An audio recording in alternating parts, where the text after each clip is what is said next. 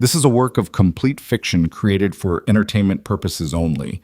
All characters, locations, organizations, and events are entirely imaginary. Dasen. She laughed when she said it. That was the part that stayed with him. Not the words themselves, though the words were bad enough, but the laugh. Easy, unbothered, the way a person laughs about something that doesn't cost them anything. Olivia stood 20 feet away with her phone pressed to her ear, her carry-on beside her hair still perfect after 6 hours in the air, and she said, "He still has no idea, Mara, not even close. I just have to hold on a little longer, and then I'm done. I'm so done." And then she laughed. Ethan Carter stood behind a concrete pillar at Charlotte Douglas International Airport with a bouquet of yellow tulips, her favorite, or so he'd been told, or so he'd believed. And he did not move. He did not breathe. He just listened. Well, if you've ever been told a story that made you question every version of your own life you thought you knew, stay with this one. Subscribe to this channel and follow Ethan's story all the way to the end. Hit the like button and drop a comment telling me what city or country you're watching from. I want to see how far this story travels. You won't want to miss what comes next. The tulips were yellow because he'd remembered. That was the thing nobody would understand later, when he tried to explain it to his brother over the phone, voice lower than usual, sitting in his truck in the parking lot of a Home Depot he'd pulled into for no reason other than he needed to stop driving. Nobody would understand the specificity of the flowers. He hadn't grabbed whatever was available at the airport gift shop. He'd stopped at the florist on Moorhead Street that morning, Diane's place, the narrow shop wedged between a dry cleaner and a sandwich counter, because he'd remembered that Olivia once mentioned, almost 3 years into their marriage, that yellow tulips were the only flowers she actually liked. Not roses, not lilies, tulips. Yellow ones. Because they don't try so hard. He'd remembered that. He'd written it down, actually, in the Notes app on his phone, under a folder he'd labeled O, things that matter to her. He had a whole list in there, the way she took her coffee, the brand of pen she preferred, the fact that she couldn't fall asleep with any light in the room, not even a phone screen. The fact that she always cried at the end of movies but would deny it immediately after, and if you mentioned it, she'd get quietly irritable for the next hour. He'd built 9 years of a marriage out of details like that. He thought that's what love looked like, say, paying attention, accumulating the small things, making a person feel known. He flew home from Columbus a day early specifically to surprise her. The conference had ended Thursday instead of Friday because the keynote speaker had a family emergency and the last 2 panels were canceled. His colleague Derek had suggested they extend the hotel stay, grab dinner, make a night of it. Ethan said no. He said he wanted to get home. He'd smiled when he said it, the way a man smiles when he means it. He texted his sister-in-law from the airport to ask what time Olivia's flight from Dallas was landing. He didn't text Olivia directly because he wanted the surprise to land clean. Her flight got in at 4:40. He had his back at Charlotte by 3:15. He stopped for tulips. He got to the arrivals terminal with 25 minutes to spare. He was standing near the baggage claim, watching the doors, holding the flowers in a way he was mildly self-conscious about, because he was a 42-year-old man in a gray jacket standing alone with flowers, and he knew what that looked like. He'd decided he didn't care. He was happy to look like that. Then he saw her come through the doors before he expected her, and he took a step forward, and then he stopped. She was on the phone. That wasn't unusual, but something about her posture made him hesitate. She wasn't walking the way she walked when she was on a work call. That particular forward lean, chin slightly down, voice clipped and professional. She was walking slowly, almost wandering, her free hand loose at her side, and she was smiling, relaxed, the way she smiled when she thought nobody was watching. He stepped sideways without thinking about it, moving behind the nearest pillar, an instinct he couldn't explain and would spend a long time thinking about afterward. Maybe some part of him already knew. Maybe the body understands things before the mind agrees to. He heard her voice clearly. The terminal wasn't loud yet. Most of the passengers hadn't reached baggage claim. "No, the meetings went fine," she was saying. "That's not the problem. The problem is, I have to go home and perform for another few months, and I'm tired, Mara. I'm genuinely tired." Ethan didn't move. He's not a bad person, that's the thing. He's useful, you know? He's been useful. The house, the stability, the fact that his family's trust kept us afloat when I was starting the company. I'm not stupid. I know what that's worth. She paused, listened. Then, I know, but I've been building toward this for over a year and I'm close. I just need the Henderson contract to close and then I have enough to stand on my own. Once that's done, I'm out. I'm so out of this. Another pause. He still has no idea, Mara. Not even close. I just have to hold on a little longer, and then I'm done. I'm so done. And then she laughed. Tabetremet. Ethan's right hand tightened around the tulip stems. He registered, distantly, that the plastic wrapping was crinkling under his grip, and he loosened his hand deliberately, the way you do when you're trying to stay still, and the only thing you can control is one small thing. He didn't step out from behind the pillar. His phone was in his left hand already. He'd been about to text her, "I'm here, look for me near baggage claim." And without any clear decision, he pressed record on the voice memo app. Just pressed it, the way you do something automatic and only understand why later. He listened for another 4 minutes. She told Mara that Ryan thought the timeline was aggressive, but that she knew what she was doing.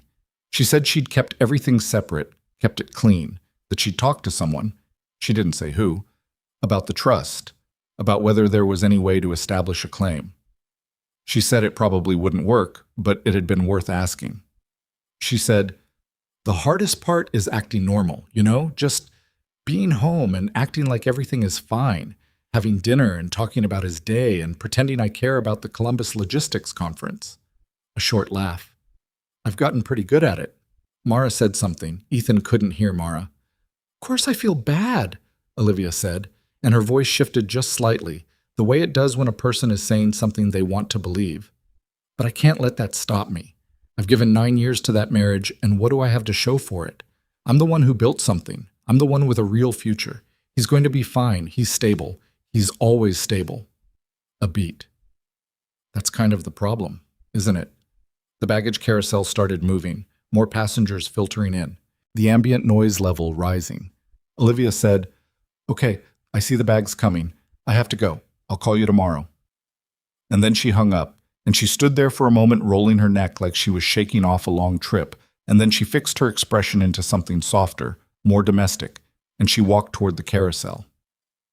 Ethan stopped the recording. He stood behind the pillar with a bouquet of yellow tulips and a 4-minute voice memo and 9 years of a marriage he was currently rearranging in his head, and he made himself breathe slowly. He could walk out. Right now. She hadn't seen him. He could step out from behind this pillar and she'd look surprised and happy, and she'd say, "What are you doing here?" And he'd say, "I came home early to surprise you," and she'd smile the smile she'd gotten good at, and they'd drive home together and he'd know everything he now knew, and she wouldn't know that he knew it. He could do that. He didn't want to. But he also didn't want to confront her here, in this terminal, surrounded by strangers and luggage and the mechanical grinding of the carousel. He didn't want to watch her scramble. He didn't want to see what her face did in the first 2 seconds. Not because he was protecting her. He understood, standing there, that he was past the instinct to protect her. It had switched off somewhere between, he's useful, and I've gotten pretty good at it. He was protecting himself. He needed time to think. He needed to know exactly what he was walking into before he said a word. So Ethan Carter turned and walked out of the terminal through the side exit, bypassing baggage claim entirely. And he went to the parking deck and sat in his truck, and he listened to the recording once more, beginning to end. And when it was over, he set his phone face down on the passenger seat and stared at the concrete wall in front of him for a while. The tulips were on the seat beside him. He didn't look at them. But he drove home on autopilot, the kind of driving where you arrive and don't remember the route. The house was a 4-bedroom colonial on a quiet street in Dilworth that they'd bought 6 years ago, when the neighborhood was still the kind of place where you got a lot of house for what you paid. His name was on the mortgage. Both names were on the deed, but the down payment had come from the sale of his father's property, a piece of land outside Concord that his father had held onto for 30 years and left to Ethan and his brother Dale equally. Dale had taken his half in cash. Ethan had rolled his into the house. He sat in the driveway for a moment before going inside. The house looked the same as it always did. Porch light on, blinds open in the front room, His old truck parked in its usual spot. Everything in order, which was the thing about a house. It just held whatever happened inside it. It didn't know. He went inside and he made himself a sandwich he didn't eat, and he sat at the kitchen table and thought about what he actually knew versus what he was assuming. He knew she'd said those things. He had the recording. He knew there was a Ryan. She'd said the name without hesitation, which meant it was a name she expected Mara to know. That had its own weight to it. He knew she had spoken to someone about the trust. His father's trust, which had supported them in the lean years of Olivia's startup, was a protected asset. His family's attorney, Marcus Webb, had structured it specifically to keep it separate from marital property. But the fact that she'd looked into it told him something about how far she'd been thinking. He didn't know how much she'd moved. He didn't know what the Henderson contract was worth or how close she was to closing it.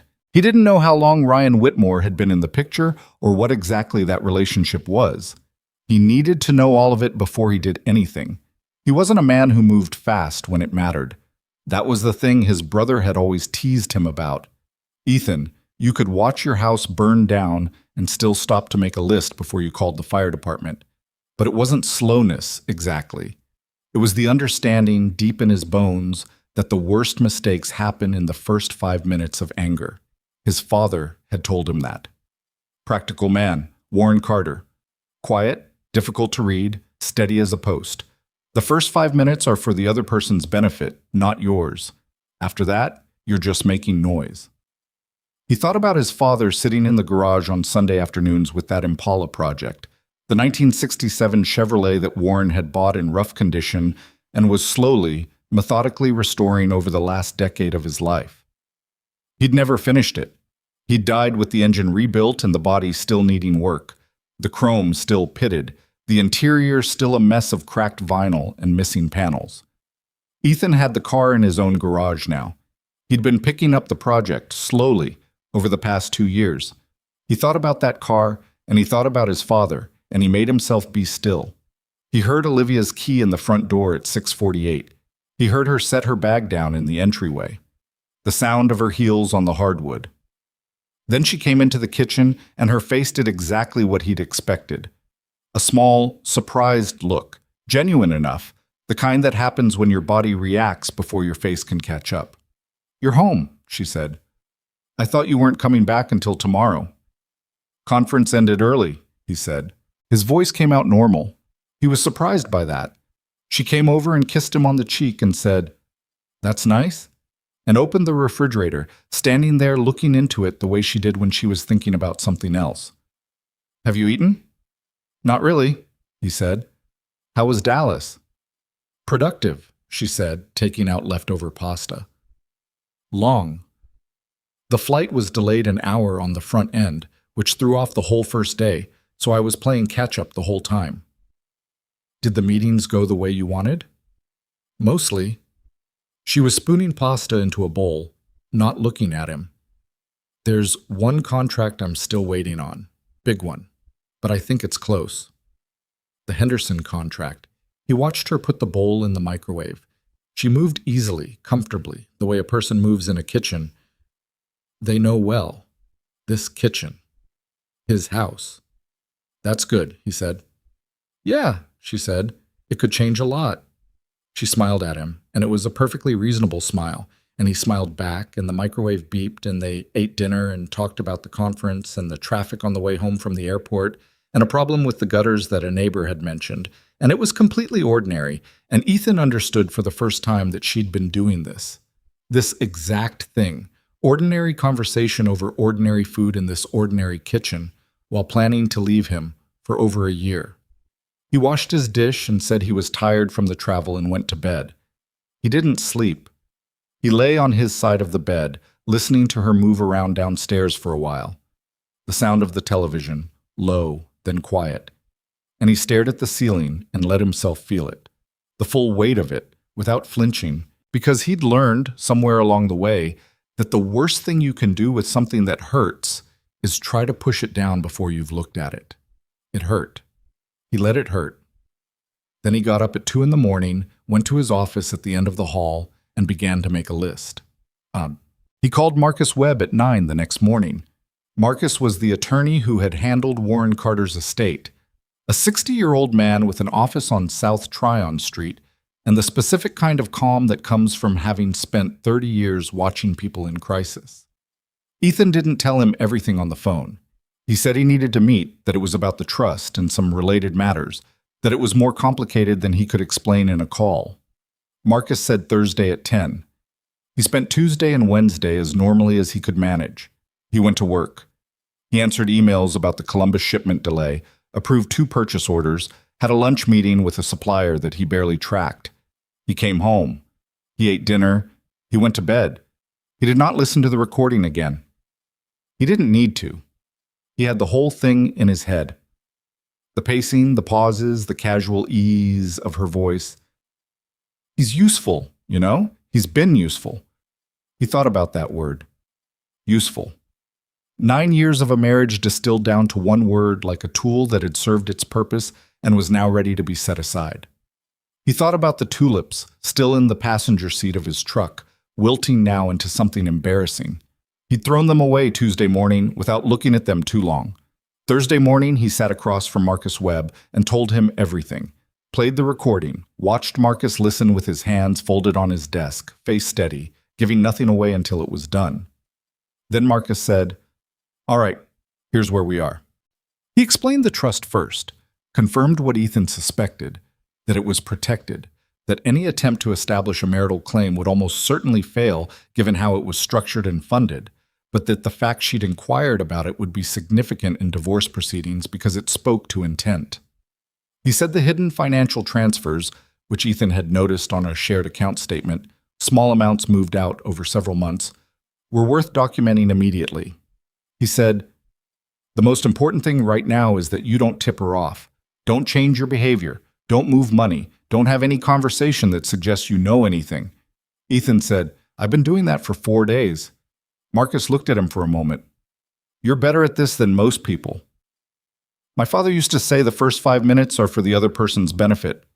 Marcus almost smiled. "Your father was a smart man. Let's get to work. We'll watch." He found the laptop 2 weeks later.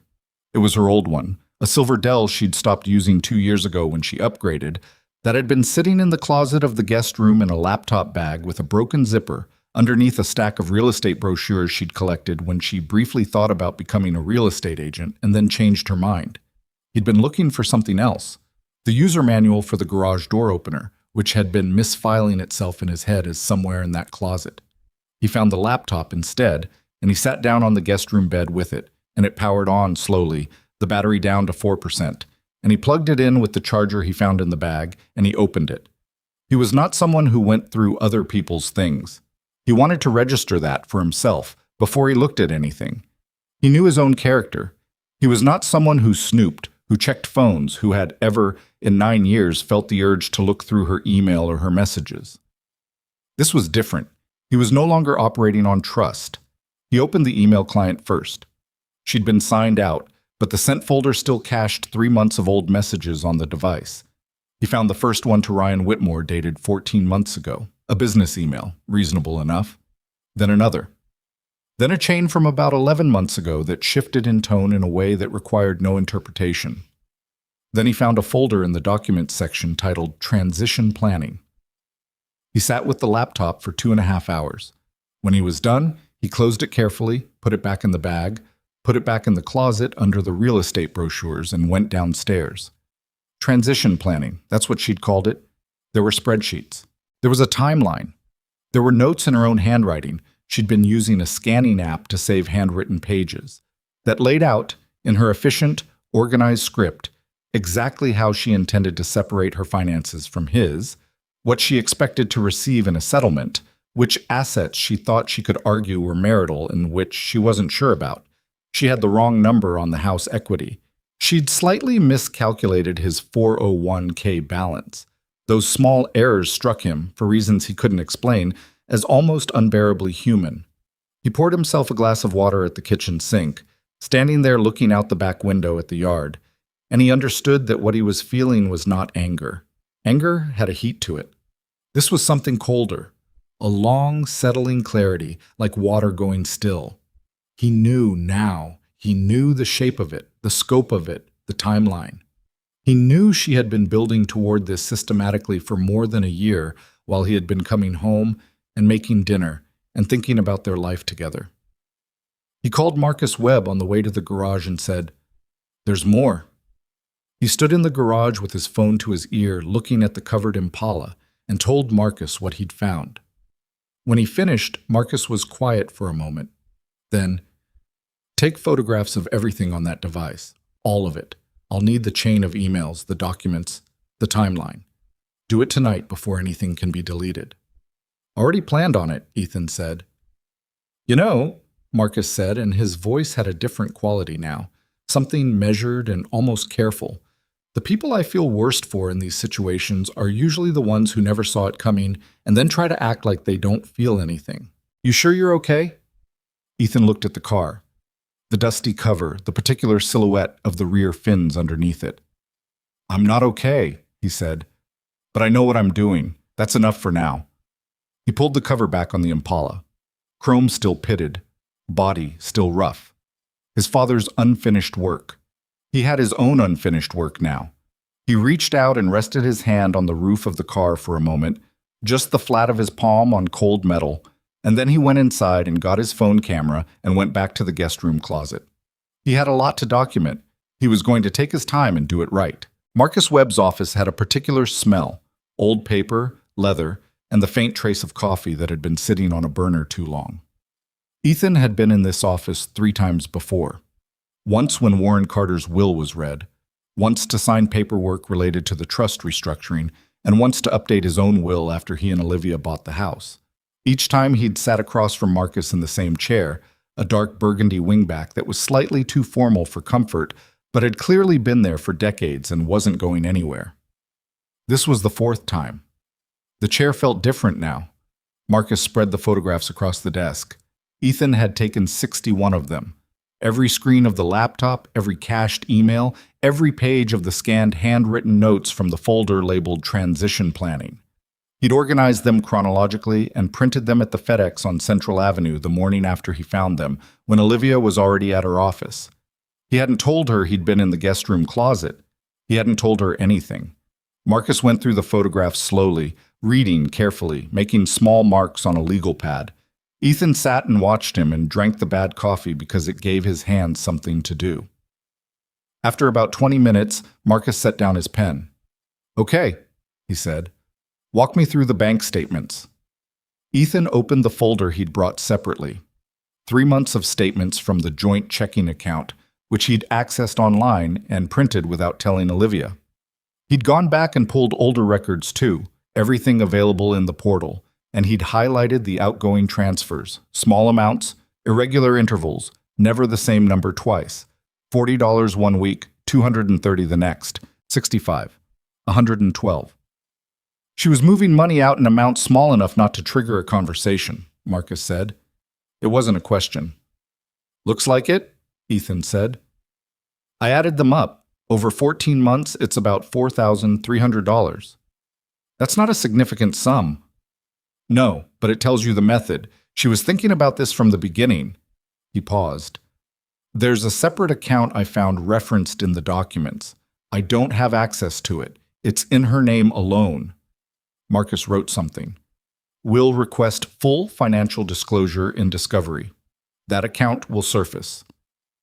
"The document suggests she has around $38,000 in it," Ethan said. "Her notes called it her Independence Fund. That's her phrase." Marcus looked up. "Independence Fund." Her word. Marcus was quiet for a moment, then made another note. Ethan understood that Marcus was not surprised. Marcus had handled enough of these cases that nothing about human behavior surprised him anymore, but there was something in the way he wrote it down, deliberately, that acknowledged the particular coldness of the phrase. "Now," Marcus said, "Ryan Whitmore. What do you know beyond what's in the emails?" "Not much yet. The emails confirm they've been in contact for about a year, that he's connected to her business in some capacity, and that the relationship became personal somewhere around the 9-month mark. She references him by first name in the handwritten notes. There's a line in one of them about him helping her think through the exit timeline. Ethan's voice stayed flat when he said it. He'd practiced that, in a way, not suppressing the feeling, but keeping it out of his voice, because the moment it got into his voice was the moment he lost the ability to think clearly. I want to put a private investigator on this, Marcus said.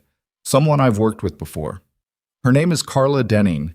She's been doing family law investigation for 20 years. If Whitmore is involved in the business dealings, if there's any co-mingling there, any financial arrangement beyond a personal relationship, that changes the picture considerably. How soon can she start? I'll call her this afternoon. Ethan nodded. What about the trust? Marcus leaned back in his chair, the leather making a sound it had probably made 10,000 times before. I told you when we first spoke that it was protected. I stand by that. Your father's trust was structured as a separate property asset. The house is more complicated because marital funds have been used for mortgage payments and improvements over 6 years. She'll have an argument there. Not the whole house, not even close, but some portion of the appreciation. That's a fight we'll have, and I'm not going to tell you it'll be easy. He looked at Ethan directly. What I will tell you is that the documentation you've already collected, the recordings, the photographs, the bank records, positions you significantly better than the average person who walks in here. My father used to say that preparation is the only thing you control. Your father was correct. Marcus picked up his pen again. Don't change anything at home. Not yet. Don't move money. Don't change beneficiaries. Don't consult a financial advisor without telling me first. And don't, under any circumstances, tell anyone else what you know. Not your brother, not a friend, nobody. The smaller the circle stays, the better. Ethan thought about Dale, his brother, who had texted him twice in the last 2 weeks asking if he wanted to get dinner. He'd made excuses both times. Understood. He drove home with the folder on the passenger seat where the tulips had been. Different weight, same seat, chitas. Carla Denning was a small woman in her early 50s who wore practical clothes and had the kind of face that didn't stick in your memory, which Ethan suspected was deliberate and professionally useful. She met him for coffee at a diner on the south side. Marcus's suggestion, neutral territory, and she asked questions the way a good doctor does, brisk and specific, looking at him steadily, not letting anything he said slow her down into sympathy. She asked about Whitmore. He told her what he knew, the name, the emails, the reference in Olivia's notes to him, helping her think through the exit timeline. Business or personal? She asked. Both, based on what I found. Do you know his company? The emails mention Whitmore Advisory Group. I looked it up. It's a small financial consulting firm in South Park. About 6 employees, incorporated 4 years ago. Carla wrote that down. Okay. What about your wife's business? What's the company? Olivia's company is called Aldercrest Design Studio. Interior design and commercial space consulting. She started it 7 years ago. For the first 3 years, it operated at a loss. We used income from my job and draws from my father's trust to cover household expenses and keep it afloat. In the last 2 years, it's grown significantly. She has 4 employees now, and she's been pitching larger commercial contracts. The Henderson contract you mentioned. That's the one she referenced in the phone call. She said once that closed, she'd have enough to stand on her own. I don't know the dollar amount. Carla finished her coffee. I'll start with Whitmore. I want to know how their relationship developed, whether it intersects with the business in any way that might be financially significant, and whether there are any joint activities, meetings, travel. She paused. I want to be straightforward with you about something. Go ahead. This kind of investigation produces information. Sometimes the information is exactly what you expect. Sometimes it's worse. Occasionally it's more complicated than either. She looked at him without any particular softness in her expression. Most clients tell me they want to know everything. I found that people generally mean it, but it's worth saying out loud that everything sometimes includes things that are harder to know than the central fact you already have. Ethan thought about that. I need to know what I'm actually dealing with, not a version of it. That's what I thought, she said. I'll be in touch. Sug. He was 2.5 weeks into the process, Marcus working on legal strategy, Carla working on Whitmore, Ethan maintaining the ordinary surface of his daily life, when he found the fake business trips. Or not fake, exactly. That was too simple. Olivia did travel for business. Her calendar was legitimate in its basic outline. But Carla called on a Wednesday morning and said, "I need to show you something in person." And Ethan met her at the same diner, and she put a folder on the table. There were photographs. Carla had followed Olivia to what should have been a site consultation in Raleigh, a project Olivia had mentioned casually at dinner, a corporate office renovation, 2-day trip. The site consultation was real. It lasted 4 hours on the first day. What happened after was that Olivia checked into a hotel in downtown Raleigh, and Ryan Whitmore, who had driven from Charlotte separately, was photographed entering the hotel that evening and leaving the following morning. Ethan looked at the photographs for a long time. "I know this isn't easy," Carla said. "It's not," he said. "But I needed to know." What it told him, beyond the obvious, was the degree of coordination. This wasn't something impulsive or recent. You don't coordinate hotel arrangements in a city 60 miles away for something casual. You don't plan around a legitimate business trip to create cover unless cover has become second nature. The same careful, organized thinking he'd seen in the transition planning documents, the spreadsheets, the timeline, the Independence Fund, applied here too. She'd built a whole parallel life. Not chaotic, not reckless. Planned. He drove home with that knowledge sitting on his chest like something heavy but familiar, the way grief eventually gets. Not light, but known. You know its weight. You can carry it. That evening, Olivia made pasta with the jarred marinara she always used when she was tired, and she told him about a client who kept changing her mind about tile colors, and she laughed about it. A real laugh. The way you laugh about something at work that's annoying but not serious. Ethan laughed too. A smaller laugh, the way you do when you're following the shape of a conversation. He asked a follow-up question about the client. She answered it. They cleaned up together. He thought, standing at the sink, that the strange thing about discovering what a person actually is was that it didn't erase the years of ordinary life. He couldn't suddenly look back and see 9 years of nothing. There had been good days in there, real ones. He wasn't sure what to do with that, and he'd stopped trying to figure it out, because it was the kind of question that didn't have a useful answer, and the only thing it did was pull him away from what he needed to stay focused on. He handed Olivia a rinsed dish. She put it in the rack. Normal. Well, it was his brother Dale who almost derailed everything, and not on purpose. Dale called on a Friday evening when Ethan was in the garage working on the Impala, sanding down the right rear quarter panel, a repetitive and oddly calming task.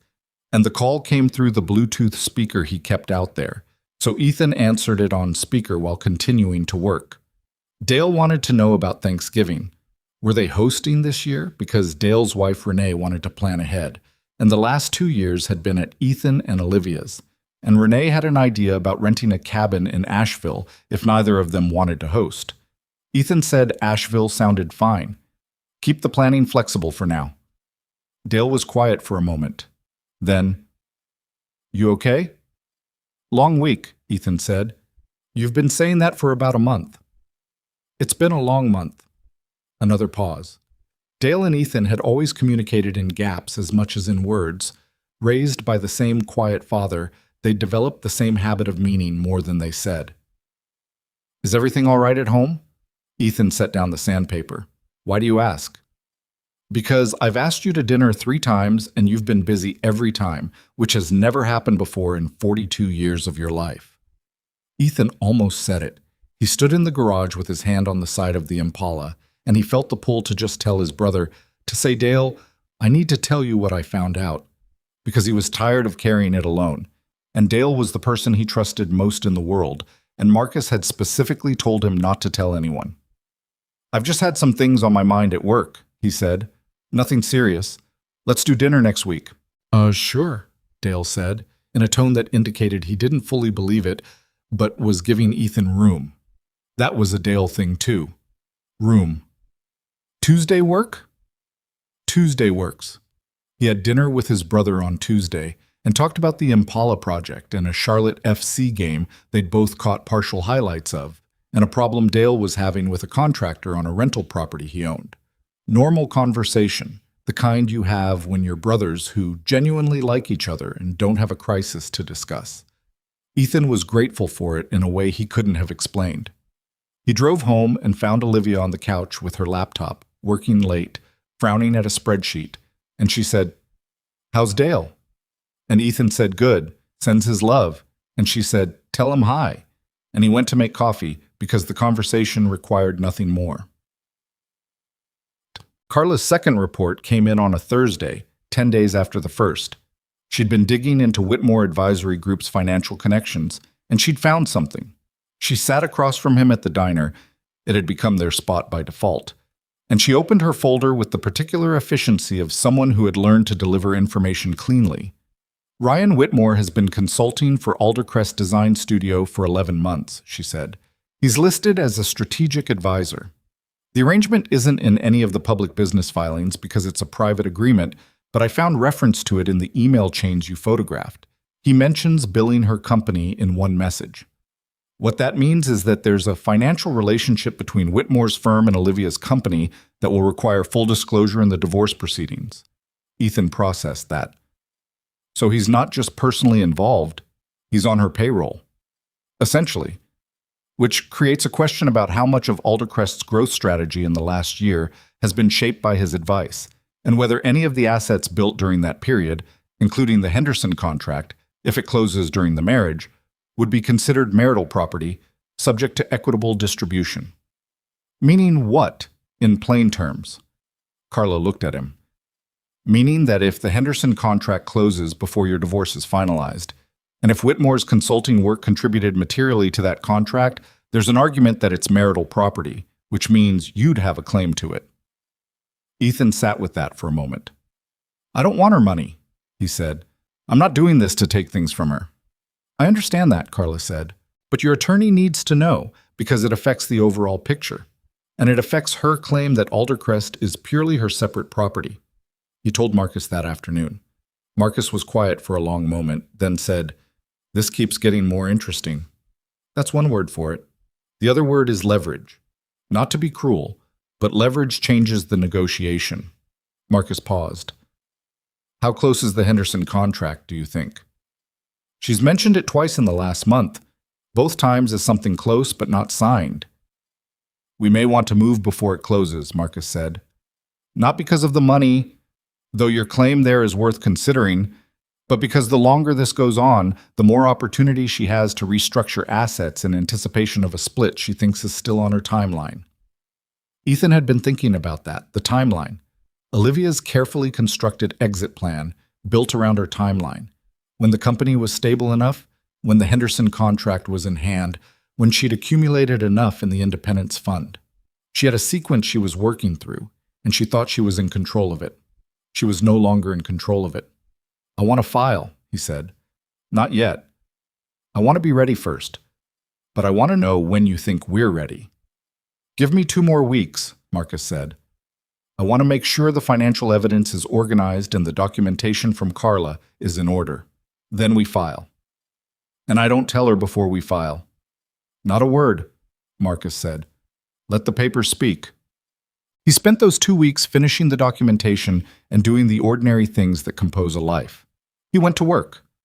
He managed the Columbus account and approved purchase orders and attended a quarterly review meeting where he gave a presentation about shipping efficiency improvements that landed well and that, under other circumstances, he would have been quietly proud of. He came home. He made dinner twice. He watched part of a baseball game on TV with Olivia beside him on the couch, both of them half paying attention, the familiar low-level comfort of 2 people in the same room. He thought about what Marcus had said, let the papers speak, and he understood what it meant. There was a version of this where he confronted her, where he sat down and laid everything out and watched her respond, gave her the chance to explain or deny or apologize or say whatever she would say. There was something that pulled at him about that, an old instinct toward directness, toward giving a person the chance to account for themselves. But he'd listened to the recording enough times. He'd only played it twice, but he'd heard every word of it clearly enough that it lived in his memory without needing to be replayed, to know that she wasn't going to account for herself in any way that would make a difference. He's useful, you know. She'd said that to her best friend with the ease of a person who had been thinking it for so long it no longer felt like a confession. She wasn't going to give him an explanation that reframed anything. There was no version of the explanation he needed. What he needed was to be on solid ground when it ended. Legal ground, financial ground. And the ground that mattered most and that he was having a harder time naming, some kind of internal ground, the sense that he'd handled this in a way he could live with. He worked on the Impala on Sunday afternoons. He was making real progress on the bodywork. The right rear quarter panel was almost where he wanted it, and he'd sourced replacement chrome trim from a restoration parts supplier in Tennessee that his father had mentioned once, in passing, in the way Warren Carter mentioned things he'd looked into but hadn't gotten around to yet. He thought about his father a lot during those weeks, not in a grief-stricken way. It had been 3 years since Warren died, and Ethan had done that work, but in the way you think about someone whose qualities you're trying to live up to. Warren Carter was not a perfect man. He'd been distant in ways that had cost him, had difficulty saying the obvious emotional thing at the moments it would have mattered most, had poured so much of his patience into his work and his projects that sometimes his family had gotten the remainder. Ethan knew all of that. He'd thought about it carefully at various points in his life. But his father was steady, not passive, not resigned, steady. There was a difference. Steadiness was a choice made repeatedly, under pressure, when the easier thing was to react. Ethan was trying to make that choice. He wasn't always succeeding. There were nights he lay in bed in the dark and felt something close to rage, not hot and explosive, but cold and sustained like a current. He'd feel it and let it run through him and wait for it to pass. It always did. 2 weeks later, Marcus called and said, "We're ready." Ethan said, "File it." He was in the garage when he said it, standing with his phone to his ear, one hand resting on the roof of the Impala. The car was starting to look like something again. The body still needed paint, and there was interior work that would take months, and the chrome still had to be dealt with. But the shape of it was right. The fundamental structure underneath everything had always been right. That was the thing about the car his father had chosen. Rough as it was, beaten up as it was, neglected as it had been when Warren bought it, the bones were good. You just had to do the work. "It's filed," Marcus told him 3 hours later. "Okay," Ethan said. He stood in the garage a while after he hung up, not celebrating, not grieving exactly, not sure what the word for the feeling was. Something like standing at the beginning of a long road and understanding clearly that it was going to be long, and also that you are actually going to walk it. He covered the Impala, turned off the garage light, went inside. Olivia was in the kitchen making tea, her back to him, and she turned and said, "I was thinking we should have Dale and Renee over for dinner next weekend. We haven't seen them in a while." Ethan looked at her for a moment. "Sure," he said. "That sounds good." She turned back to the kettle. She didn't know yet, but she would, soon, and everything she had planned so carefully, the timeline, the sequence, the exit on her terms, was already a different story than the one she thought she was living. The papers had been filed. The clock was no longer hers. The divorce papers were served on a Tuesday morning. Ethan knew the approximate window. Marcus had coordinated with the process server and given him a heads up that it would happen before noon, but he didn't know the exact moment, and he hadn't wanted to. He was at his desk at work when his phone lit up with a text from a number he didn't recognize, which turned out to be the process server confirming delivery at 9:47 a.m. Ethan read the text, set the phone face down on his desk, and went back to reviewing a shipping manifest for 20 minutes before he could concentrate on it. He thought about her face when she opened the envelope. He couldn't help it. 9 years of knowing a person meant you could picture their expressions with a precision that felt almost unfair. He knew exactly what her face did when she was caught off guard. The brief stillness before anything else, like a computer pausing before it rerouted. And he knew that stillness would have lasted longer than usual this time. She called him at 10:22. He let it go to voicemail. She called again at 10:31. Then texted, "Ethan, call me, now." He texted back, "All communication through attorneys from this point. Marcus Webb's number is on the filing." He put the phone in his desk drawer and closed it and sat there for a moment, and then he got up and went to the break room and poured himself a cup of coffee and stood by the window that looked out over the parking deck, and he breathed, and he went back to work. She called Dale that same afternoon. He found that out when Dale texted him at 3 p.m. "Olivia just called me." "What's going on?" Ethan stepped out to the parking lot and called his brother back. "I was going to tell you in person," he said, as soon as Dale picked up. "I'm sorry you found out this way." "She said you filed for divorce without warning her. Is that true?" "There was warning, just not the kind she expected." Dale was quiet. "How long has this been going on?" "About 2 months of preparation. The reason for it goes back longer than that." "How much longer?" "I'll tell you everything," Ethan said. "Not on the phone. Can you come over Thursday evening? Olivia will be staying at her friend Mara's. She texted me that an hour ago through Mara's number. Apparently has decided the house is too uncomfortable." He paused. "Which is fine. It's actually easier." "Thursday," Dale said. "Yeah, I'll be there." Another pause. "You doing okay?" "I'm functional." "That's not what I asked." "I know," Ethan said. "I'll see you Thursday." He told Dale everything that Thursday. Not as a rehearsed account. He didn't try to structure it, just started at the airport and moved through it in the order things had happened.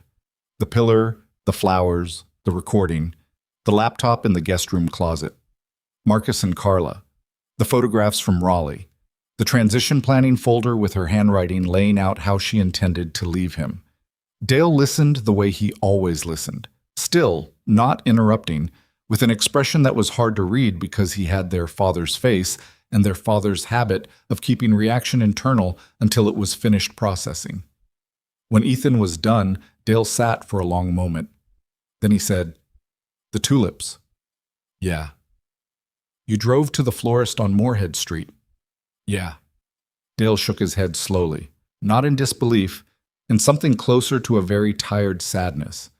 "I never liked her," he said, which surprised Ethan, because Dale had never said that. Not once. "Renee didn't either. We talked about it a few times over the years, but we didn't.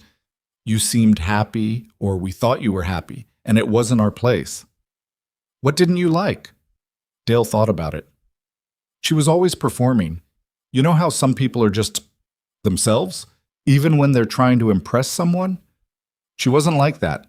Every room she walked into, she calculated it first. I could see her doing it." He picked up his beer bottle, looked at it. "I figured maybe that was just how she was built. Lots of people are like that and it doesn't mean anything. But I didn't warm up to it." Ethan absorbed that. "I wish you'd said something." "Would you have heard it?" He thought about that honestly. "Probably not," he said. "Not early on. Maybe later I would have." "That's what I figured." But Dale set the bottle down. "What do you need from me?" "Right now? Just this. Just knowing you know." Ethan looked at the table. "It's been 2 months of keeping this inside, and it's a lot to carry alone." "You're not alone," Dale said, with the directness of someone who didn't say that kind of thing unless they meant it exactly. They sat in the kitchen for another 2 hours, talking about the case, about the house, about the Impala, about Warren Carter, and the way he would have handled something like this. They both agreed he would have been very quiet and very specific and would have handled it well. They drank the rest of the beer and Dale drove home and Ethan cleaned up and went to the garage. He worked on the Impala until midnight. Not because he needed to, because it was the thing that asked nothing of him except attention and patience and showed results if you gave it both. The confrontation he had known was coming happened on a Saturday.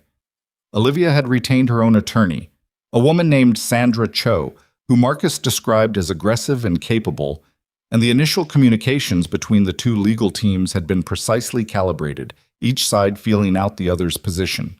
But Olivia came to the house on Saturday afternoon unannounced, which she still had the right to do since her name was still on the deed, and Ethan was in the garage when he heard the door between the house and garage open. He set down the wrench he'd been using and turned around. She looked different than she had in the weeks before he filed. Not worse, exactly. Olivia Carter did not easily look worse. She had the kind of controlled, assembled presentation that held up under stress because it had been maintained deliberately for years.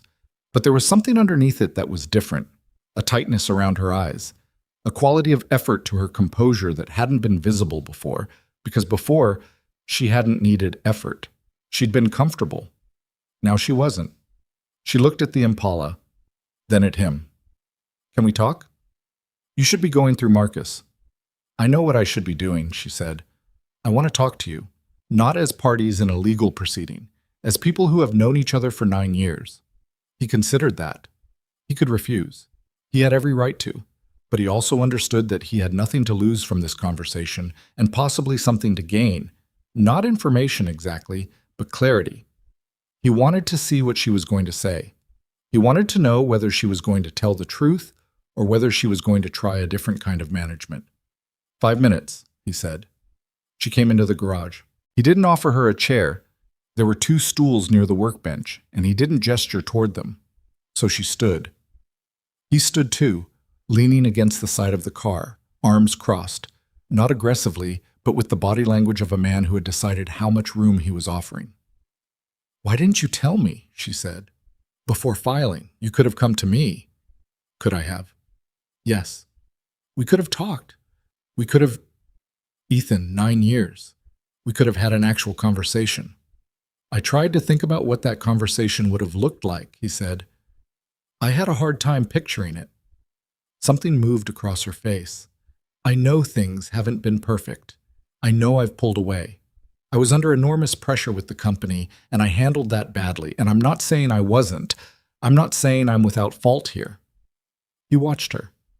She was giving him the version of the truth that was just honest enough to seem like an opening, the way you give someone just enough ground to make them think there's more coming if they stay in the conversation. "Olivia," he said, "I was at the airport the day you flew back from Dallas." The pause was very short. Most people would have missed it. He didn't miss it. He'd known her long enough to know what her split-second recalibrations looked like from the outside. "I know," he said. "I came to surprise you with flowers. I heard you on the phone with Mara." He paused. "I recorded it." She went very still. "I also found the laptop in the guest room closet," he said. "The old Dell, the folder called Transition Planning." Her stillness deepened into something that was no longer composure, but its opposite, composure's shell, after the substance inside it has collapsed. "I know about Ryan," he said. "I know about the hotel in Raleigh. I know about the Independence Fund. I know you talked to someone about the trust." He said it without heat, without pleasure, just naming the facts the way you'd name items on an inventory. "I know you've been planning this for more than a year." She opened her mouth and closed it. When she finally spoke, her voice had shed the controlled, measured quality it had arrived with. "How long have you known?" "Since the airport." She seemed to be doing arithmetic in her head, working backward. That was almost 3 months ago." "Yes." "And you didn't say anything." "No." She looked at him with an expression he hadn't seen before, not in 9 years. It was a look that was partly something like horror, and partly something he could only describe as a kind of grudging recognition. The look of a person who has been outmaneuvered by someone they had underestimated. "You just kept coming home, having dinner, acting normal." "I learned from a good teacher," he said. She flinched. It was small, but it was real. "Ethan, She stopped, started again. "I'm sorry, I know that's not enough. I know there's nothing I can say that makes this..." She made a gesture with her hand, vague, encompassing the garage and the house, and presumably the 9 years. "I didn't plan to hurt you." "You planned everything else very carefully," he said. "I think you planned not to think too hard about that part." She didn't deny it. He respected that, in a small and detached way. At least she didn't deny it. "What do you want?" she asked. "What is it you actually want from this?" "A fair outcome," he said. "That's all. Not more than what's mine. Not revenge. I don't need you to be destroyed, Olivia. I just need this to end honestly." He uncrossed his arms. "You should go. We have attorneys for a reason, and I think we're at the end of what's useful here." She stood for another moment. Then she said, "The Henderson contract closed last week." He said nothing. "I thought you should know," she said, and her voice had something in it that he couldn't quite read. Not quite guilt, not quite declaration, something in between. She turned and went back through the door to the house. He stood in the garage and listened to her move through the house, gather whatever she'd come for, leave through the front door. He heard her car start in the driveway. He heard it pull away. The Henderson contract had closed. He texted Marcus immediately. Marcus replied within 10 minutes. Expected. It's marital property if it closed during the marriage. We'll address it. Don't worry. He picked up the wrench and went back to work. Bam. The grand opening of Aldercrest Design Studios' new commercial space was 2 weeks after that conversation in the garage, and Ethan almost didn't go. He'd been invited months earlier, before any of this, when Olivia had sent formal invitations to what she'd described as a milestone event. A larger office in the South End neighborhood, a celebration of the company's growth, press and investors and community partners all gathered to mark what was, genuinely, a real achievement. Ethan had RSVP'd yes back in the spring, which felt like a different century now. It was Marcus who suggested he attend. Not for any strategic legal reason, but for a simpler one. If you don't go, people will notice and speculate. If you go, you control the narrative in the room. You're the composed man who showed up to support a business event despite the circumstances. That's a dignified position to be in. That's not the reason I'd be going, Ethan said. What's the reason you'd be going? He thought about it. Because I was invited. Because I have some things to say. Marcus looked at him with the careful attention of a man trying to assess a risk. What kind of things? The kind that are true, Ethan said, and that she said first. Marcus was quiet for a long moment. I'm not going to advise you on this. I want to be clear about that. Anything that happens at that event is outside the scope of what I can control legally. I know. If you're going to do something at that event, I want you to think about it very carefully because the legal proceedings are not finalized, and anything that could be characterized as harassment or defamation of character, it won't be, Ethan said. What I have is a recording of her own voice saying her own words. That's not defamation. Marcus absorbed that. No, he said slowly. It's not.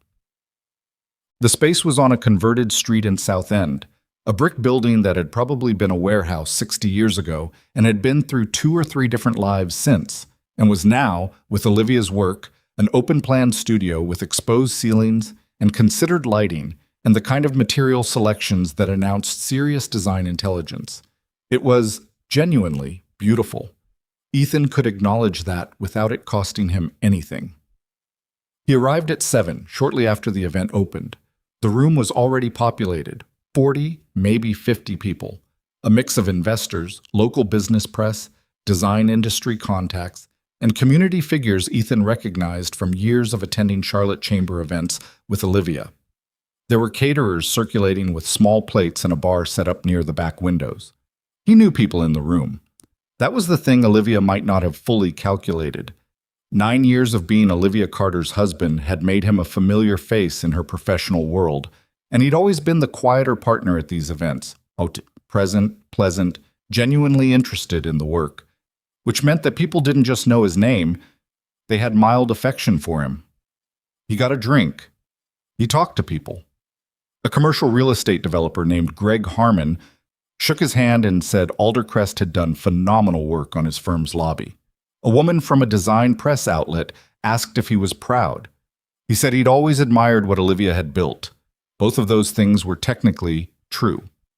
He saw Olivia across the room about 20 minutes in. She was working the crowd with the particular energy she brought to professional events. Warm, confident, the version of herself she'd refined for exactly these situations. She was wearing a dark green dress he'd seen before, one she always said was her good luck piece. She saw him within a few seconds of him seeing her, and her face did the thing, the small pause, the recalibration, and then she smiled with her teeth and came toward him. You came, she said. I was invited. Ethan, it's a good space, he said and meant it. Really, the ceiling treatment in the back section is smart. She looked at him, trying to read what he was doing there, what version of this was. Thank you, she said carefully. He smiled and moved away before she could say more. Ryan Whitmore was there. Ethan spotted him near the bar. A man in his early 40s, well-assembled, the kind of person who wore clothes well and knew it. Whitmore didn't know what Ethan looked like, which gave Ethan an odd, detached advantage. He watched Whitmore for about 90 seconds from across the room, then turned away. He had what he needed to know about Ryan Whitmore. There was nothing more he needed from looking at him in person. The formal portion of the evening began at 8. Someone from the Charlotte Business Journal introduced Olivia with brief, warm remarks about Aldercrest's growth trajectory. The Henderson contract was mentioned, tactfully vague about specifics, but clear about significance.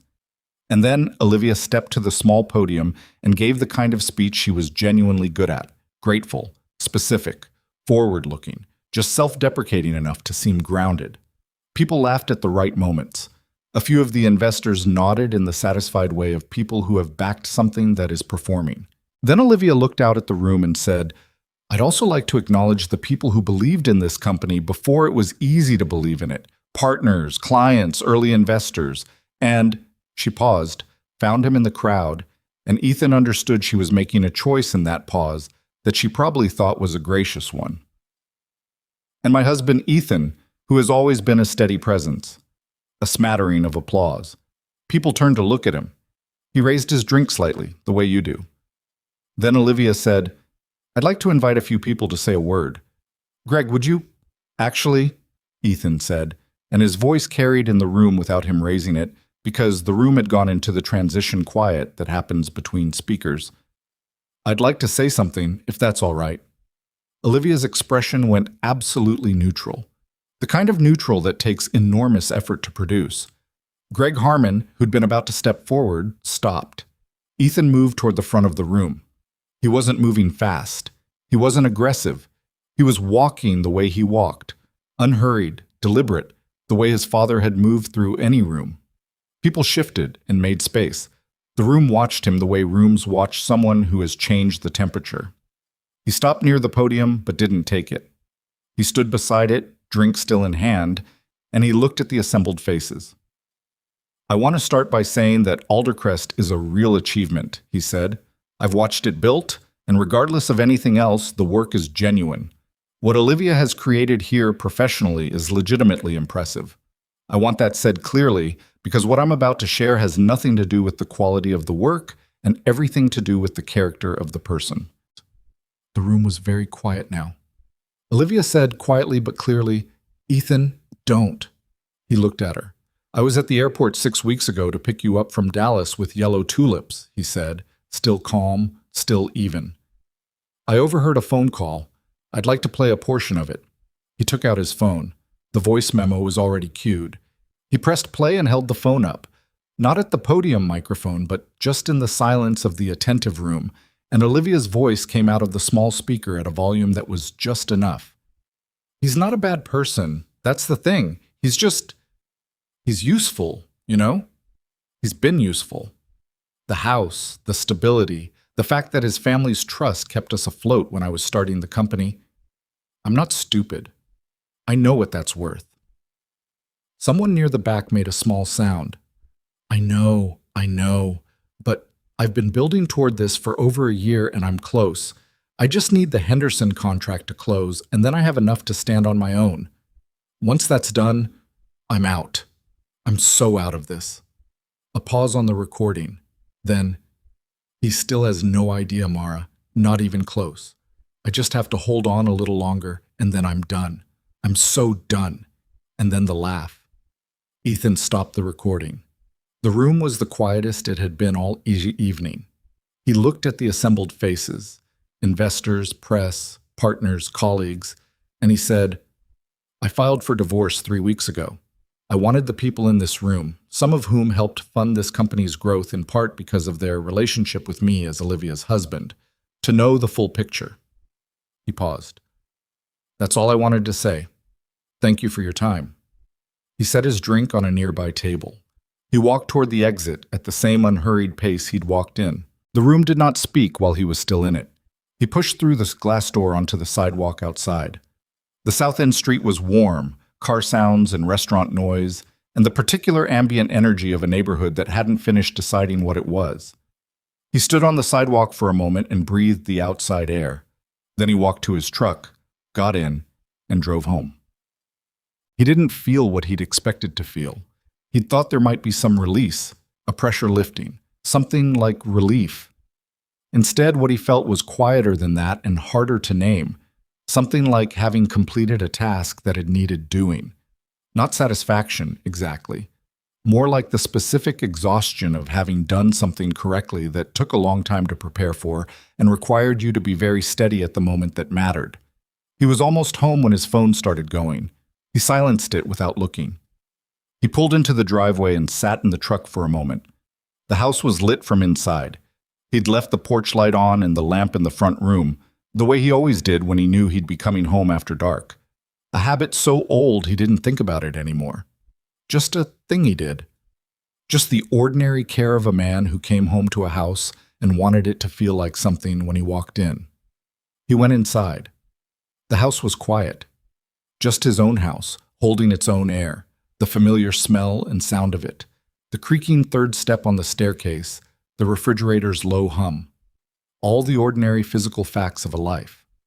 He went to the garage. Not to work. It was too late to work and he was too tired. He just went in and turned on the single overhead light and stood looking at the Impala under its cover for a minute. Then he pulled the cover back. The car looked back at him in the way objects that have absorbed years of attention do. Not quite passive. The bodywork on the right rear quarter panel was nearly done. The chrome was still rough. The interior was still a mess. There was a long way to go. His phone buzzed in his pocket again. He took it out and looked at it. 12 missed calls, 8 texts, most of them from numbers he recognized, colleagues of Olivia's, one from Greg Harmon, 2 from numbers he didn't know at all. He didn't read any of them. He put the phone face down on the workbench. He found, standing there in the quiet of the garage at 11 o'clock at night, that he wasn't angry anymore. He wasn't sure when that had happened. Maybe in the room, playing the recording, saying what needed to be said to the people who needed to hear it. Maybe it had been leaving him slowly over the weeks of work and preparation and ordinary evenings. Maybe anger had simply done what anger does if you don't feed it, found its natural end. What he felt instead was tired and clear, and something that would eventually become okay but wasn't quite yet. He pulled the cover back over the car. He turned off the light and went inside and went to bed. And this time, for the first time in months, he slept.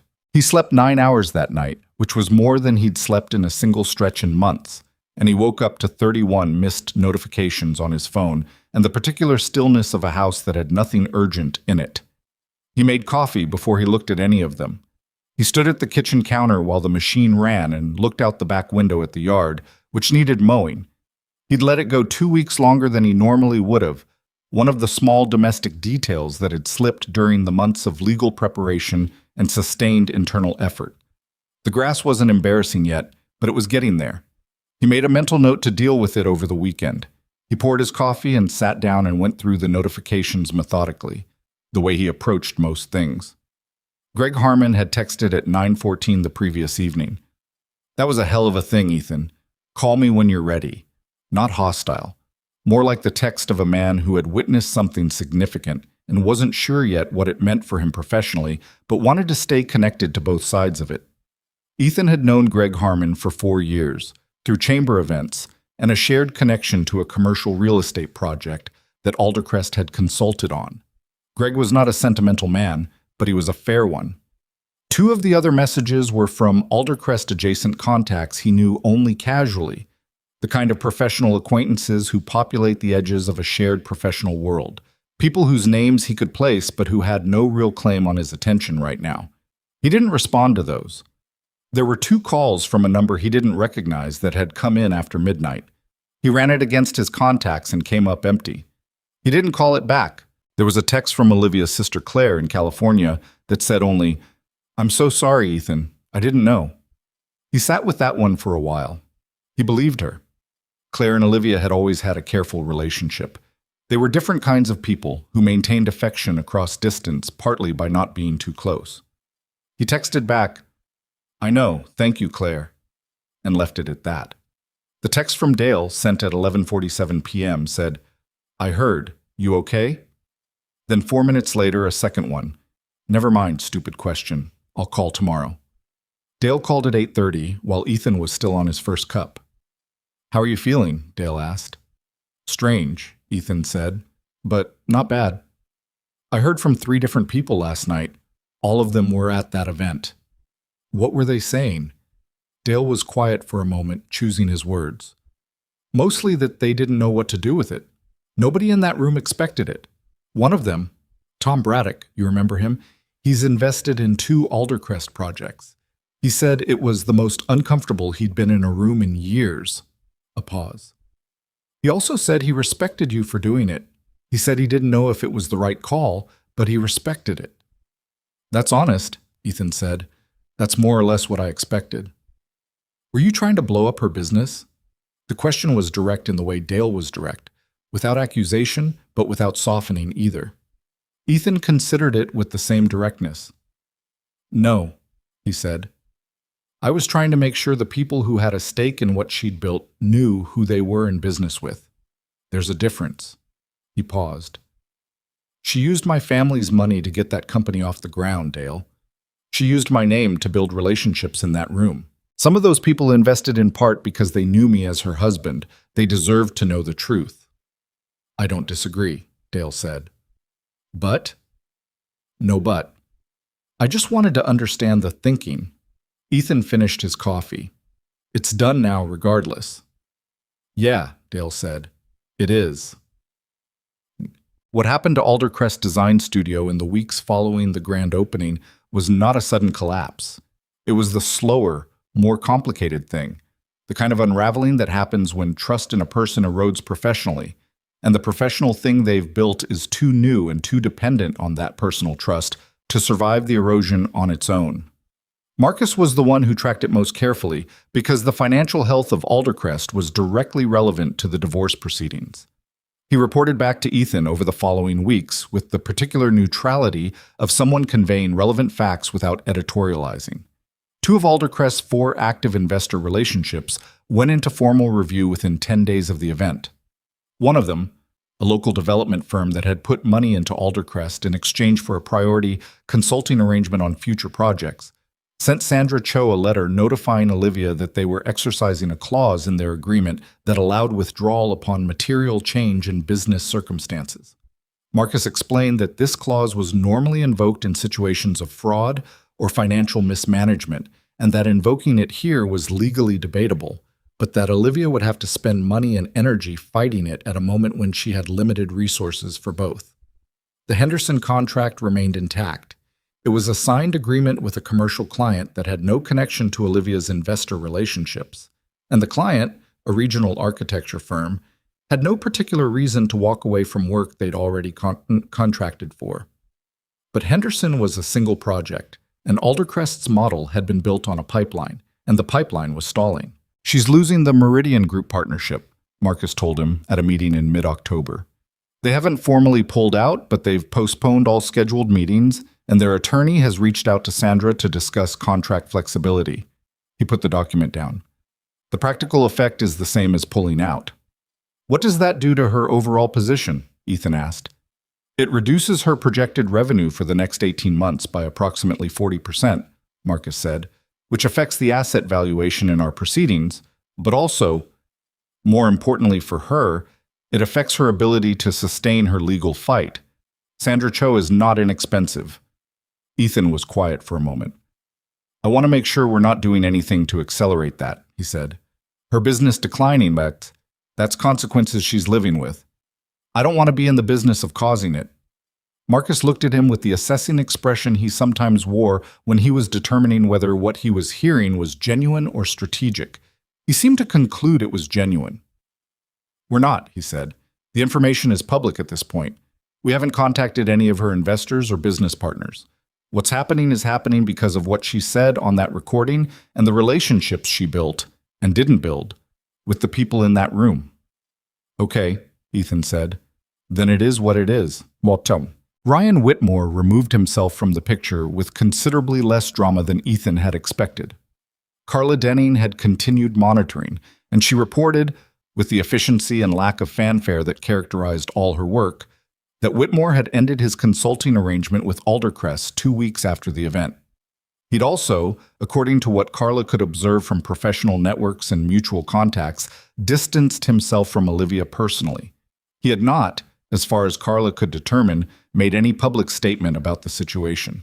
He had simply retreated. Ethan thought about that. He tried to imagine what Ryan Whitmore's internal accounting of the situation looked like. A man who had spent a year in a relationship with a married woman, who had presumably told himself some version of a story that made it acceptable, who had probably understood on some level that the exit plan was built partly on the fiction that the husband didn't matter. And then the husband played a voice recording in a room full of 50 people, and the fiction dissolved, and suddenly the picture of who he'd been participating in was clear and uncomfortable, and the simplest thing was to walk away from it. He didn't feel much about Ryan Whitmore, less than he'd expected to, considering. The man had made poor choices and was now making the exit that poor choices eventually lead you to. There wasn't much more to say about it. What he did feel, and this was harder to sit with, was a kind of retroactive embarrassment that had nothing to do with Whitmore and everything to do with himself. Not shame, exactly. More like the specific discomfort of replaying a long period of his own life and seeing where his attention had been and what it had missed. He was not a stupid man. He was careful and observant at work, reasonably perceptive with people in general, someone who paid attention to details. And he had missed this, had been, for over a year, the last person to know something that at least two other people knew clearly. He mentioned this to Dale over dinner one evening, not as a crisis, but as an honest thing he was working through. "I feel like an idiot," he said. "That's the part I can't shake, not what she did, the fact that I didn't see it." Dale considered this seriously, which Ethan appreciated. He didn't rush to reassure him. "What do you think you should have seen?" "I don't know. Something, some tell. You said yourself she'd gotten good at acting normal." "She had, but I should have been paying better attention." "To what, specifically?" Dale pushed his plate slightly to the side, the gesture he made when a conversation was getting more serious. "To the fact that she was pulling away from the marriage? Because I think you probably felt that. I think you probably felt that and talked yourself out of it, the way people do in marriages because the alternative is too big." Ethan looked at his brother. "Maybe," he said. "That's not stupidity," Dale said. "That's being a person who believed in something. Those aren't the same thing." He picked up his fork again. "And for the record, you saw it at the airport. The moment you had actual information, you didn't miss a thing. You handled it better than most people I know would have." Ethan didn't entirely accept that, but he let it sit. Dale wasn't wrong that there was a difference between missing something because you were inattentive and missing something because you were operating in good faith inside a relationship with a person who was actively, deliberately creating a false surface. He knew that intellectually. The gut version of it took longer. The divorce mediation began in the second week of October and stretched across 3 sessions over 2 weeks, each one at a conference room in a building on Trade Street that had the specific depressing neutrality of a space designed specifically for difficult conversations. Beige walls, a long table, water carafes that were always full, as if the preparers of the room understood that people needed something to do with their hands. Marcus and Sandra Cho were both at the table for all 3 sessions. Ethan and Olivia sat across from each other, which was the arrangement, and Ethan noticed in the first session how different she looked from the woman who had stood at the podium at the grand opening 2 weeks before. Not broken, Olivia Carter was not a woman who broke easily, but compressed, somehow. The particular posture of a person who is holding something together under significant load. He didn't feel satisfaction at that. He registered it and moved on. The first session was almost entirely procedural, an accounting of assets, debts, and the legal framework within which the proceedings would operate. Sandra Cho was as advertised, organized, precise, adversarial in the professional sense of someone who pushes every boundary because it's her job to push every boundary. Marcus matched her with his own particular style, which was to give ground on nothing that mattered, while appearing to give ground on the things that didn't. The house was the first real point of contention. Olivia's claim was that 6 years of joint mortgage payments and home improvements funded by marital income had created a marital interest in the property beyond the initial down payment, which had come from Ethan's family asset sale. Sandra argued for a roughly equal split of the current equity. Marcus argued, and Ethan had known this argument was coming, that the down payment's origin in family assets, combined with the documentation of Olivia's intention to use the house as a financial resource during her exit strategy, qualified under North Carolina law as a factor in equitable distribution. He did not use the word predatory. He didn't need to. The transition planning documents, which were part of the discovery record, did the work without any editorializing. The second session was harder. Olivia spoke more directly in the second session, breaking through the attorney-managed exchange a few times to say things herself. Ethan appreciated that, in a strange way. He preferred her direct to her managed. At one point, she looked at him across the table and said, "I want you to know I understand what I cost you, not just the obvious things, the years, the way you were planning things, and I was planning different things at the same time." She glanced at Sandra briefly, and Sandra made a small gesture that was probably lawyerly caution, and Olivia ignored it. "I didn't let myself think about what that was doing to you. I know that now. I'm not sure what to do with knowing it, but I know it." The room was quiet for a moment. Marcus made no move to respond on Ethan's behalf, which told Ethan that Marcus understood this was Ethan's to answer. He looked at her for a moment. "I know," he said. "Thank you for saying it." He meant both of those things. He wasn't forgiving her. He wasn't sure he was built for the kind of forgiveness that wipes a slate, but he could acknowledge a true thing when someone said it. Sandra moved the conversation back to the financial particulars. The moment passed, but it had happened, and Ethan found that it had loosened something slightly, some tightly held piece of the weight he'd been carrying. The trust was addressed in the third session and went almost exactly as Marcus had predicted.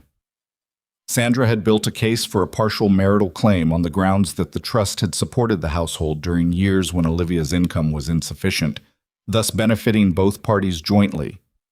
Marcus systematically dismantled it using the trust structural documents, the specific language of its protective provisions, and, critically, the transition planning documents, which showed Olivia had made a calculated attempt to access the trust, knowing it was protected, which spoke to intent in a way Sandra could not explain away. The judge, reviewing the mediation record, would later rule in Ethan's favor on the trust completely. What Ethan received in the final settlement was the house, with Olivia receiving a buyout of her smaller equity stake, funded by a second refinancing, the full protection of the trust, his retirement accounts intact, and a clean financial separation. What he gave up was more modest, a portion of the joint savings account, agreement not to pursue damages related to the Henderson contract, and the understanding that Aldercrest's existing assets remained Olivia's alone. He was not taking her company from her. He had never intended to. He had a marital claim to a portion of it, and he chose not to exercise it, which was a decision that cost him something financially and that he made anyway, because the point had never been to destroy what she'd built. The point had been to be on solid ground when the door finally closed. Marcus, reviewing the settlement in his office, said, "This is a good outcome for you." "It's a fair outcome," Ethan said. "In family law," Marcus said with the dry precision of a man who had seen many outcomes, "those are often the same thing, but not always. In your case, they happen to align."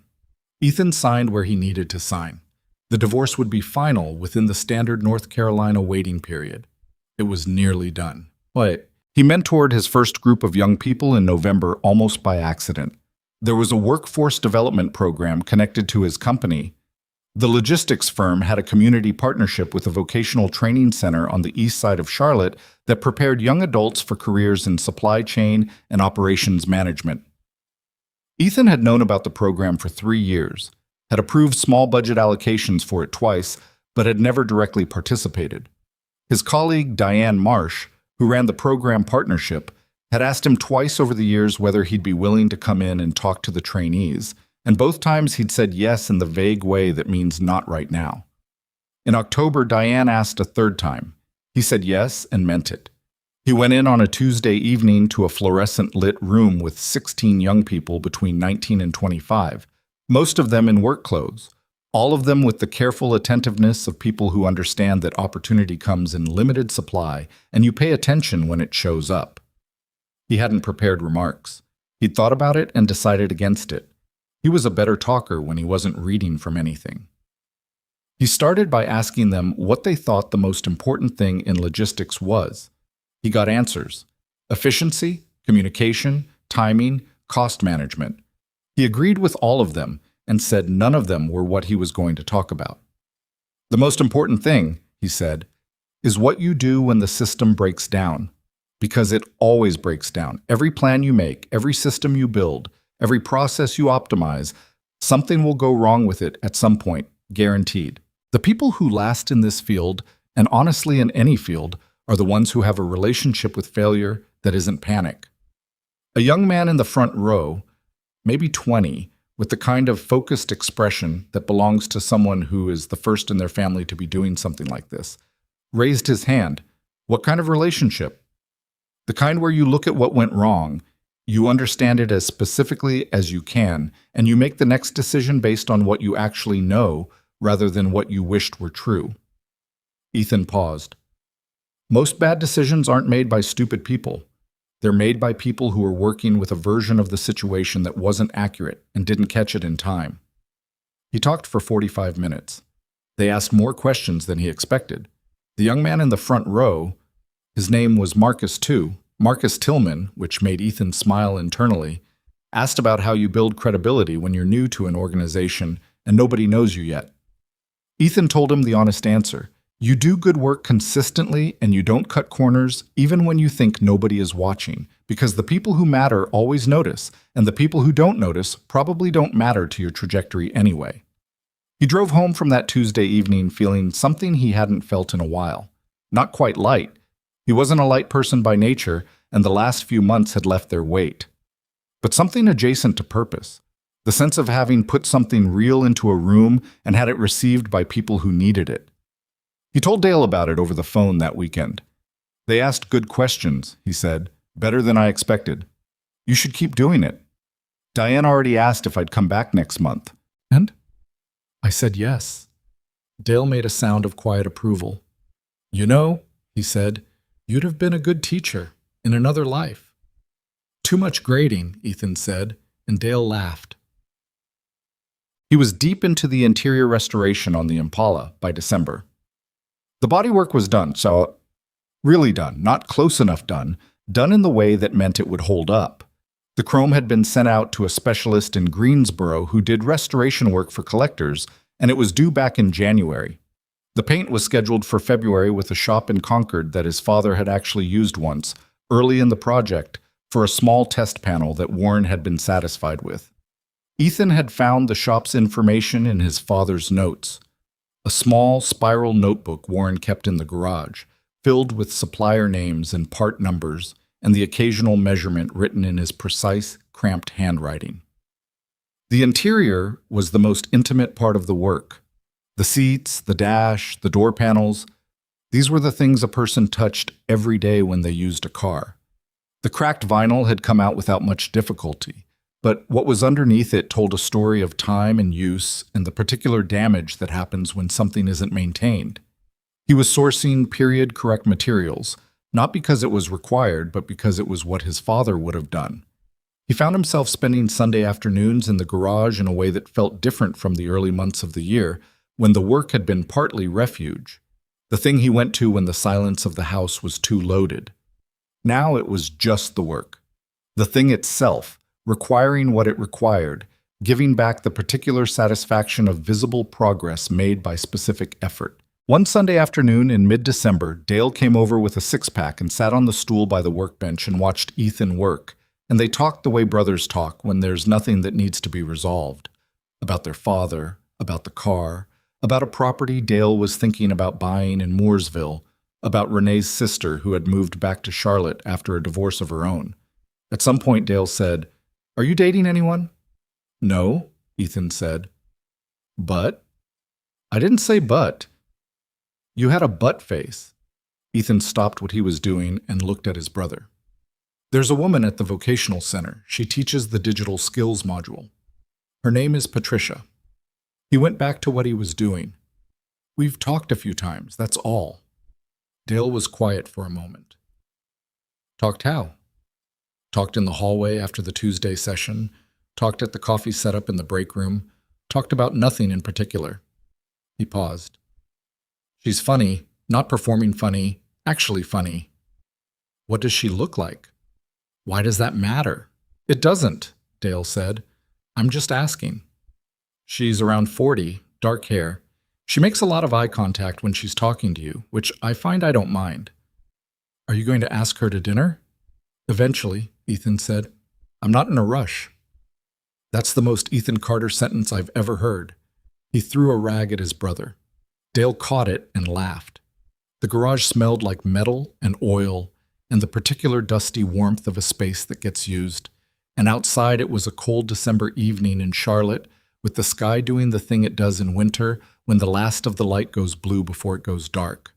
It was a good hour. The kind of hour you don't know is important until later.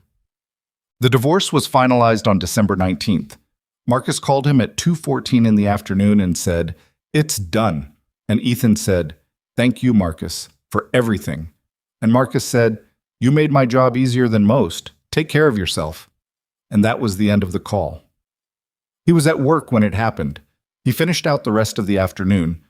There was a supplier issue in the Columbus account that needed attention, and he gave it attention because it needed it, and because the work had a life of its own that was separate from his personal circumstances, and he'd always understood that about it.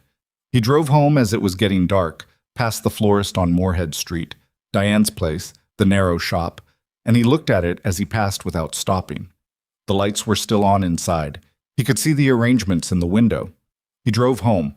He changed out of his work clothes. He went to the garage. He stood in front of the Impala for a long time without doing anything, just looking at it. The body was right. The chrome was still out getting worked on. The interior was partway done. It would take another 2 or 3 months of weekends to finish, realistically. Maybe more. He thought about his father buying this car in rough condition, seeing what it was underneath what it had become. Starting the work, not finishing it. Leaving it to Ethan. Not because he intended to, but because time ran out the way time does. He'd been carrying the project forward for 2 years. In that time, he'd also, without fully planning it, carried forward some version of his father's approach to difficulty. The steadiness, the preference for specific action over emotional reaction, the belief that what you build with your hands and your patience tells you something true about who you are. He thought the divorce would feel more like an ending than it did. Instead, it felt like a door that had been standing open for months finally being closed quietly. Not slammed, just closed. He pulled a stool over and sat down next to the Impala and looked at the dashboard through the open door. The gauges, the steering column, the cracked original knobs that he'd been debating whether to replace or restore. He was going to restore them. He'd decided that last week. It would take more time, but it was the right call. His phone buzzed, a text from Dale. "Done?" He typed back, "Done." Dale responded with a single period, which was his way of saying, "I understand and I'm with you," without making it into something that required further conversation. It was a Dale thing. Ethan had decoded it years ago. He put the phone in his pocket. He sat with the car for a while in the quiet of the garage, the overhead light burning in its particular flat way. The street sounds occasional and distant outside. He was 42 years old, and his marriage was over, and the house was his, and the car was coming back to life in his garage. And somewhere across town there was a woman named Patricia who made real eye contact when she talked to you, and none of it was what he'd planned, and he was going to be all right. Not yet, entirely. But the trajectory was clear. He got up and got his tools and went back to work. January came in cold and gray, the way January does in Charlotte. Not the brutal cold of the upper Midwest, but a damp, persistent chill that gets into older houses and sits in the corners and reminds you that the season isn't finished with you yet. Ethan turned the heat up 2 degrees, which he'd never done before because Olivia always ran warm and they'd spent 9 winters negotiating the thermostat in the particular passive way that couples negotiate things they're both too tired to fight about directly. Now he turned it up 2 degrees because he was cold, and it was his house, and there was nobody to negotiate with. That was one of the strange, small freedoms of living alone again. They accumulated. He could leave the kitchen light on when he went to bed, which he preferred. He could have the same meal 3 times in a row without anyone making a comment about it. He could spend an entire Sunday in the garage without explaining where he was or when he'd be back inside. He could put on whatever he wanted on the television and fall asleep in front of it and wake up at 11 and go to bed without the particular domestic theater of 2 people managing each other's expectations about where the evening was going. None of these things were grand. They were the minor textures of solitude, and they had two edges. Sometimes the quiet was genuinely comfortable, and sometimes it was just quiet in a way that reminded him of what had been there before. He didn't try to sort out which was which on any given night. He just lived in it. The chrome trim came back from the specialist in Greensboro in the third week of January. Ethan had driven up to get it himself, partly because he didn't trust shipping for restored chrome, and partly because he'd been in contact with the specialist, a man named Albert Cruz, who was 67 years old and had been doing restoration metalwork since before Ethan was born, for 3 months. And he wanted to see the shop. Albert was the kind of craftsman who exists in a particular relationship with his work, where the work and the person have become so entangled over decades that it's hard to know where one ends and the other begins. His shop was 40 minutes north of Greensboro in a building that had been a farm-out building in a previous life, heated by a wood stove and lit by a combination of fluorescence and natural light from 2 large windows that Albert had added himself. The chrome was better than Ethan had expected. He stood in Albert's shop holding a trim piece and turning it slowly in the light, and it caught and held the reflection the way good chrome does, deep and clean and slightly curved in its mirror, the world bent pleasantly around the edges. "Your father's car?" Albert asked. He'd asked at the beginning of their first call, when Ethan was describing the project, and he'd remembered. "His project," Ethan said. "He didn't finish it." Albert nodded, as if this explained something he'd already intuited from the nature of the commission. "Those are the best ones to finish," he said. "The ones somebody else started." Ethan looked at him. "Because you know what you're doing it for," Albert said simply. He went back to his bench. Ethan drove back to Charlotte with the chrome carefully packed in the back of his truck, and he thought about that for most of the 45 miles. And he thought it was probably true in more than one way. Patricia Okafor taught digital skills on Tuesday evenings at the Vocational Training Center, and she was originally from Columbus, Ohio. Not the Columbus of Ethan's logistics conference, she pointed out the first time he mentioned it, but the actual city, the one with a character and a history, not just an interchangeable convention hotel. He'd asked her to dinner in January, in the hallway outside the training rooms after the Tuesday session, in what he recognized even as he was doing it as the most understated invitation he'd probably ever extended. He'd said something like, "I've been meaning to ask whether you'd want to get dinner sometime. No particular urgency." And she'd looked at him with the direct eye contact he'd noted before and said, "That's the most lukewarm invitation anyone's given me in years," and then smiled. "Yes." They had dinner at a restaurant in Plaza Midwood that she chose, because he'd offered and she'd said she had opinions about food and didn't want to spend the evening pretending she didn't. He appreciated that immediately. She was 41. She'd been married once, briefly, in her early 30s, and described it without excessive drama as a mistake made by 2 people who were each other's wrong answer to the right question. She had a daughter named Simone who was 9 and lived primarily with Patricia and spent every other weekend with her father. She had strong opinions about at least 4 things within the first hour of dinner, and all 4 were opinions he found himself agreeing with or being genuinely interested in disagreeing with, which was almost the same thing. "You're very careful," she said, about halfway through dinner. "How do you mean?" "The way you talk. You think before you say things. Most people don't. Is that good or bad?" She considered it with the genuine consideration of someone who doesn't answer questions rhetorically. "Mostly good," she said.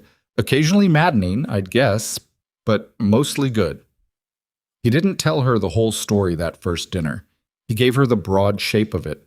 Divorced, recently, 9 years. It ended badly. He was doing all right. She didn't press. She'd given him the broad shape of her own situation, and he hadn't pressed either. There was something mutually decent about that, a recognition that full history was earned over time, and that a first dinner was about whether there was a second dinner. There was a second dinner, and a third at his house, where he cooked, tolerably, nothing ambitious, a chicken dish he'd been making for years. And they talked until midnight, and she drove home because Simone was with her father that weekend, and there was no particular reason to leave except that neither of them was in a hurry, and both of them seemed to understand that not being in a hurry was, in this specific situation, the most honest thing they could offer each other. He told Dale about the dinners in February, and Dale said, "She sounds like someone worth knowing." which was the highest compliment Dale extended to anyone. "She is," Ethan said.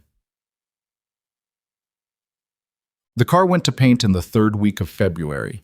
He dropped it at the shop in Concord, Hadley's Auto Restoration, the place his father's notebook had mentioned, on a Tuesday morning, and he felt the strange absence of it in his garage all week. He hadn't anticipated that. He'd been working on the car for so long that not having it there left an odd gap. The way you notice a piece of furniture is gone before you consciously register that you moved it. The color was the decision that had taken him longest. His father had left no notes about the original color. The car had been repainted at some point in its history before Warren bought it, painted a flat brown that Warren had always planned to change. The original 1967 color, according to the documentation in the glove compartment, had been marina blue. Ethan had looked it up. A deep, slightly metallic blue that was particular to that year, not common on the road anymore. He'd gone back and forth. He could choose something different. The car was his now. It was his to decide. But he'd kept coming back to marina blue. Not because he was trying to restore the car to some imaginary original perfection, more because Warren Carter had started this project knowing what year the car was and what it had been, and there was something right about ending it that way, honoring the thing's actual history rather than replacing it with a new story. Marina blue, it was. He went back to Hadley's on a Friday afternoon to pick it up, and when they pulled it out of the bay and he saw it in the light, he stood there for a moment without saying anything. It was right. He couldn't have explained all the components of why, the depth of the color in the February light, the way the chrome sat against it now that both were where they should be, the overall proportion of the car which had been correct all along underneath everything that had been wrong with it. It was right in the way things are right when a long process finally reaches its actual destination. Tom Hadley, the owner of the shop, stood beside him. He was a man in his 60s who had the quiet pride of a craftsman in the presence of good work. "Your old man started this?" "Yeah," Ethan said. "We did the test panel for him, maybe 4 or 5 years ago. He was a careful man, knew exactly what he wanted." "He was," Ethan said. Tom looked at the car. "He'd have liked this." Ethan didn't trust his voice for a moment. He cleared his throat. "Yeah," he said. "He would have." He drove it home on the highway with the windows down despite the February cold, because some occasions require the actual thing and not a reasonable facsimile of it. The engine, rebuilt 2 years ago, the first thing he'd addressed when he took over the project, ran with a sound that was not subtle and not trying to be. It was a 1967 engine in a 1967 car, and it sounded like what it was. He pulled into his driveway and sat in it for a while before going inside. Marcus Webb called in March with the last piece of unresolved business. Olivia's attorney had made a final attempt, in the post-divorce asset review period, to argue for a partial interest in the family trust on the grounds of unjust enrichment. The claim that because the trust's assets had supported the household during Aldercrest's lean years, Olivia had contributed to those years with her labor and effort and was therefore entitled to some recognition. It was, Marcus explained, a reach, and they both knew it was a reach. Sandra Cho was filing it because it was the last card left, and you play your last card. The judge dismissed it in 12 days. Marcus called to tell him, and Ethan listened and said, "Good," and Marcus said, "That's the last of it." And there was a brief pause in which both men acknowledged, without stating it, that a long and difficult process was genuinely over. "What will you do now?" Marcus asked. He didn't usually ask questions like that. It was the question of someone who had spent months in close professional proximity to another person's worst year and found himself, at the end of it, with something more than professional regard for how the story concluded. "Keep working," Ethan said. "Finish the car. Keep going to the training center." He paused. "There's a woman I've been seeing." "That's good," Marcus said, and sounded like he meant it. "Take care, Ethan." "You too, Marcus." He hung up and stood in his kitchen for a moment with the particular stillness of someone who has just heard that the last piece of something is done. Not euphoric. Not even especially relieved at this point. The relief had come in pieces over months, and there wasn't a large reserve of it left for the final item. It was more the feeling of completing a list, every item addressed, every loose end pulled and tied. Done. He texted Dale, "Trust case dismissed. It's actually over." Dale texted back, "Dinner Friday." I'm buying. He smiled at his phone and put it in his pocket. Spring arrived the way it does in the Carolinas. Fast, committed, almost aggressive. One week it was still February cold in the mornings, and 2 weeks later the dogwoods were going and the air had changed, and everything that had been gray and compressed opened up into something entirely different. Ethan took the Impala out on a Saturday morning in late March. No destination specifically in mind, just out. He drove south on 521, past the neighborhoods transitioning from suburban to rural, past the farm stands that weren't open yet for the season, past the particular stretch of road he'd traveled with his father, once on a drive that hadn't had a destination either. Warren Carter had been like that on weekends. Occasional Sunday drives with no agenda, during which he mostly didn't talk but seemed to be doing something internal that required motion. Ethan understood that better now than he had at 12. He stopped at a diner in a small town 40 minutes south of Charlotte that he'd been to exactly once before, years ago, for reasons he couldn't recall. Sat at the counter. Ordered coffee and eggs from a woman who called him Han without irony because it was just what she called people, and he found he didn't mind it at all. He sat with his coffee and thought about the year, not to evaluate it or draw conclusions from it, but just because it was there, the whole sequence of it, and it was the first time in months he'd had the combination of stillness and physical distance from his regular life that allowed him to see it as a single thing rather than a series of problems to be managed. He had lost something. He wanted to be honest about that, not in a way that kept him stuck, but in the way that honest accounting requires. 9 years was 9 years. Whatever had been real in it, whatever had been good in it, it was gone. And the goneness of it had a weight that he was going to carry in some form for a long time. He didn't think that was weakness. He thought it was the accurate cost of having put himself genuinely into something that turned out to be only partially genuine on the other side. He'd handled the loss about as well as he was capable of handling it. He hadn't been perfect. There were nights he'd felt the cold anger running through him like a current, nights he'd lain in bed cataloging grievances until he made himself stop.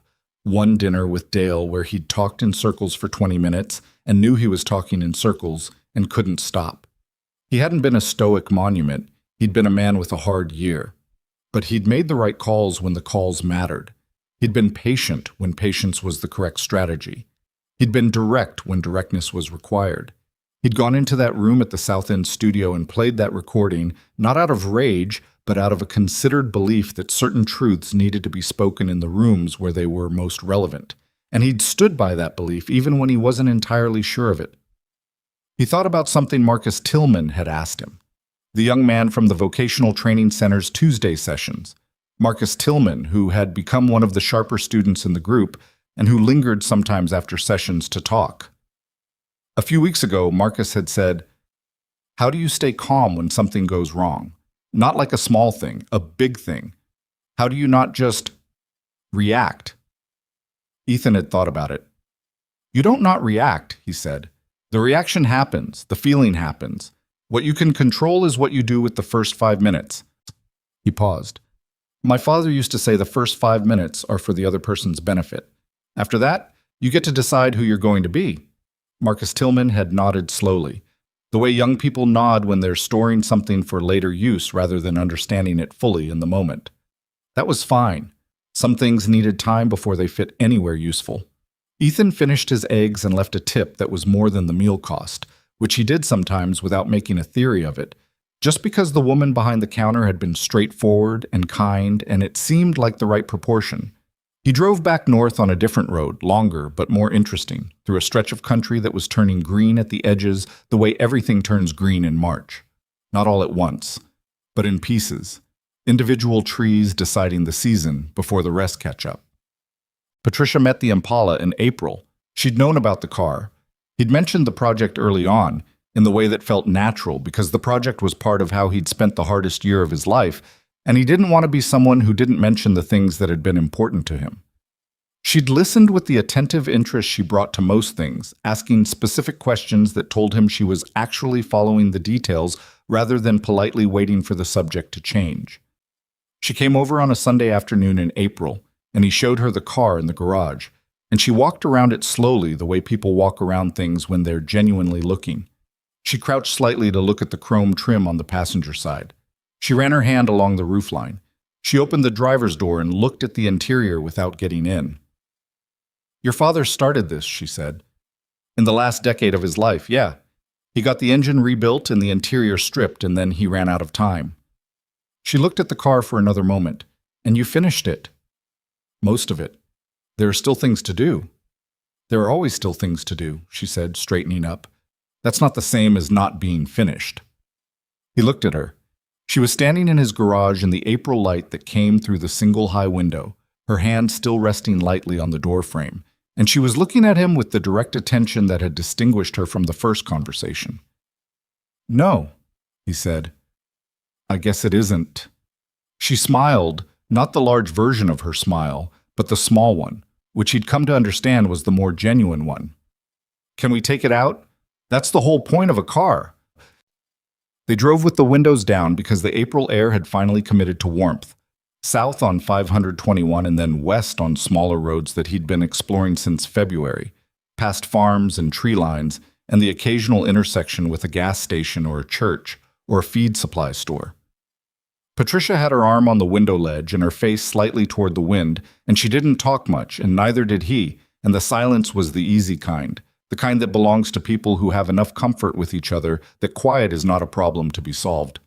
At one point she said, "This is a very good car." "Don't tell it that," he said. "It'll get a swelled head." She laughed, the real version, the one that surprised her slightly before it fully arrived. He felt something when she laughed, something uncomplicated and straightforward that he recognized as simply being happy in a moment. Not performing contentment, not working toward it, just in it. He hadn't been sure he'd get back to that. He was glad to be wrong.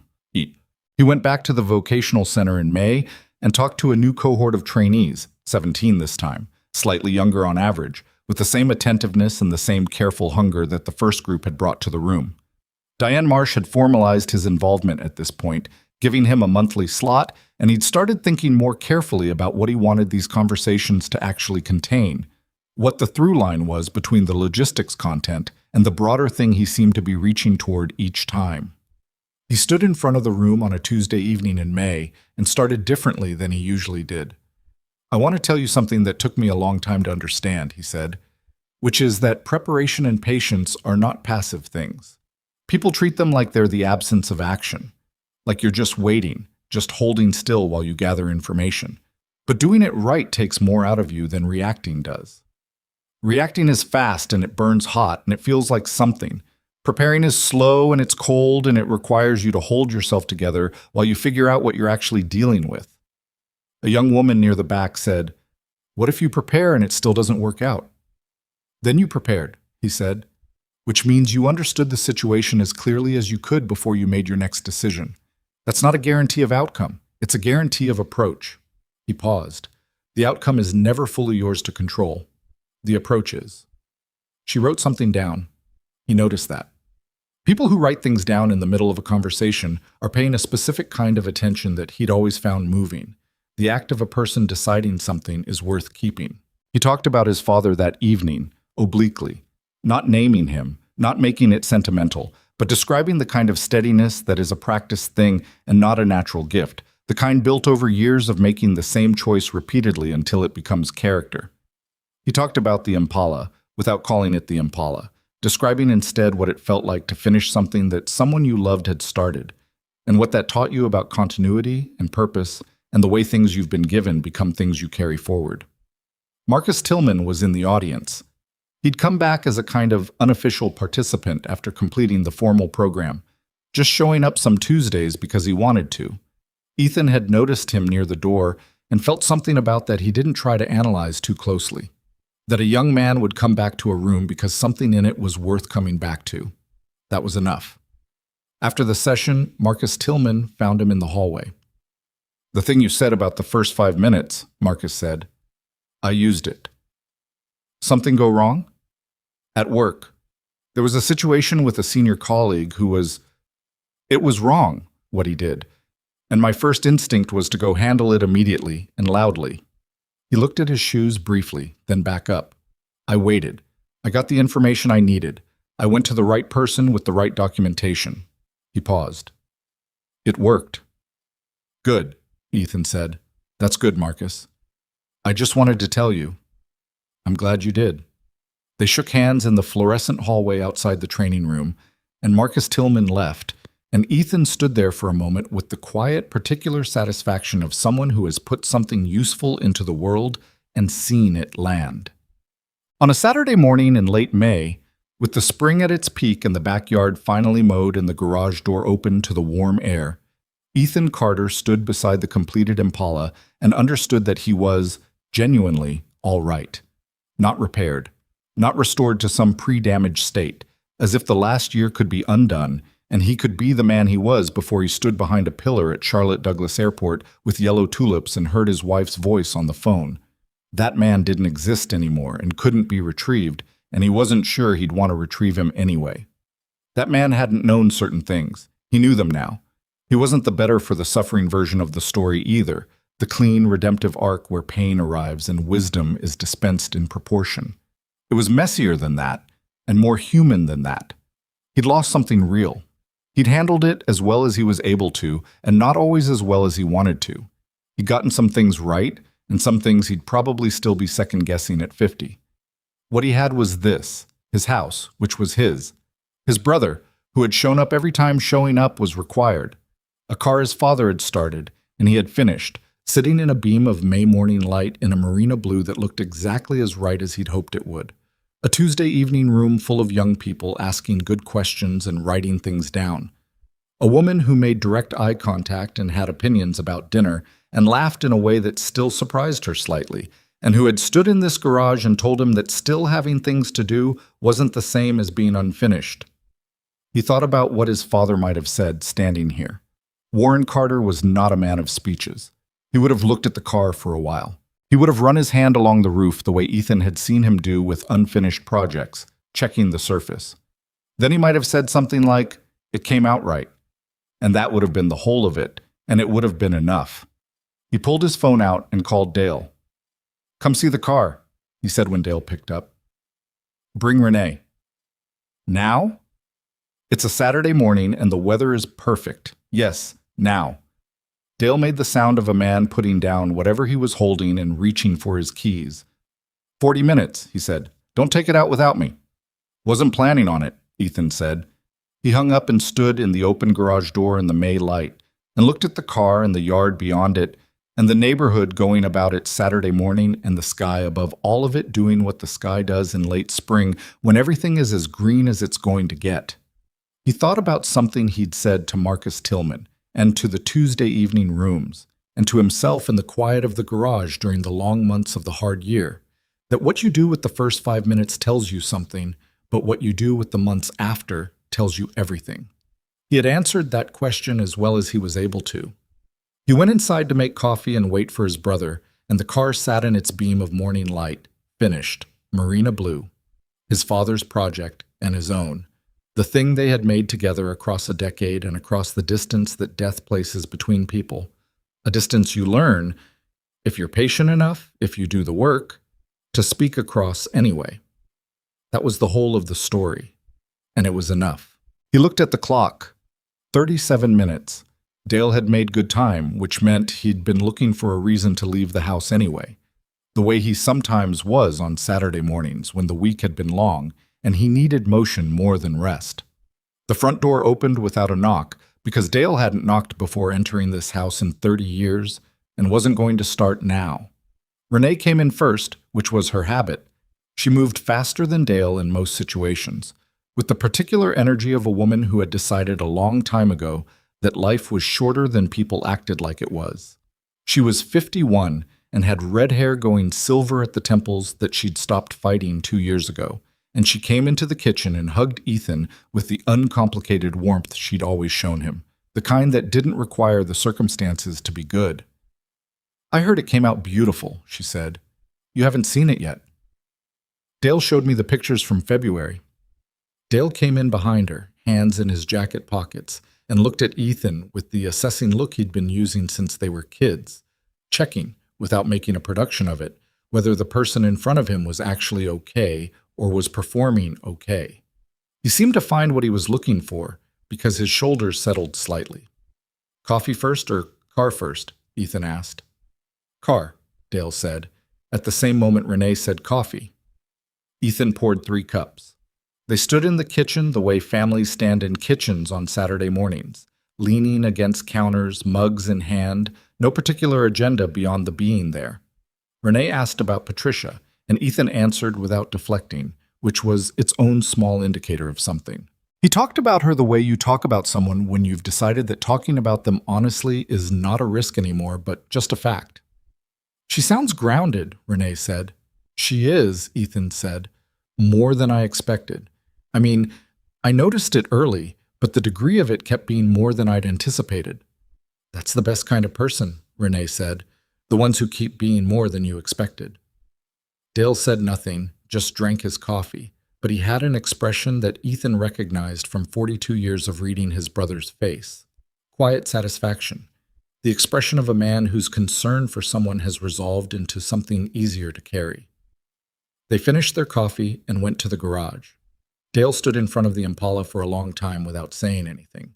He walked around it slowly, the full perimeter, the same way Ethan had walked around it in Tom Hadley's bay in Concord when they first pulled it out into the light. He crouched to look at the chrome on the passenger side. He straightened up and looked at the roof line. He opened the driver's door and looked in without getting in, which was exactly what Patricia had done, and Ethan found something in that parallel. The 2 people he was closest to approaching the same object with the same instinct for looking before touching. Finally, Dale put his hand flat on the roof of the car, palm down. The same gesture Ethan had made on the night Marcus Webb told him they were ready to file. And the same gesture, he realized, that Warren Carter had made on this car and on every project he'd ever cared about. Dad would have loved this, Dale said. His voice was steady, but only because he was holding it steady. I know, Ethan said. They stood there for a moment, both of them, in the quiet of the garage with the May morning coming in through the open door and the car between them, marina blue, finished. The accumulated work of a father who ran out of time and a son who picked it up and carried it the rest of the way. Renee stood a little to the side with her coffee mug and didn't say anything, which was the right thing to do, and she knew it.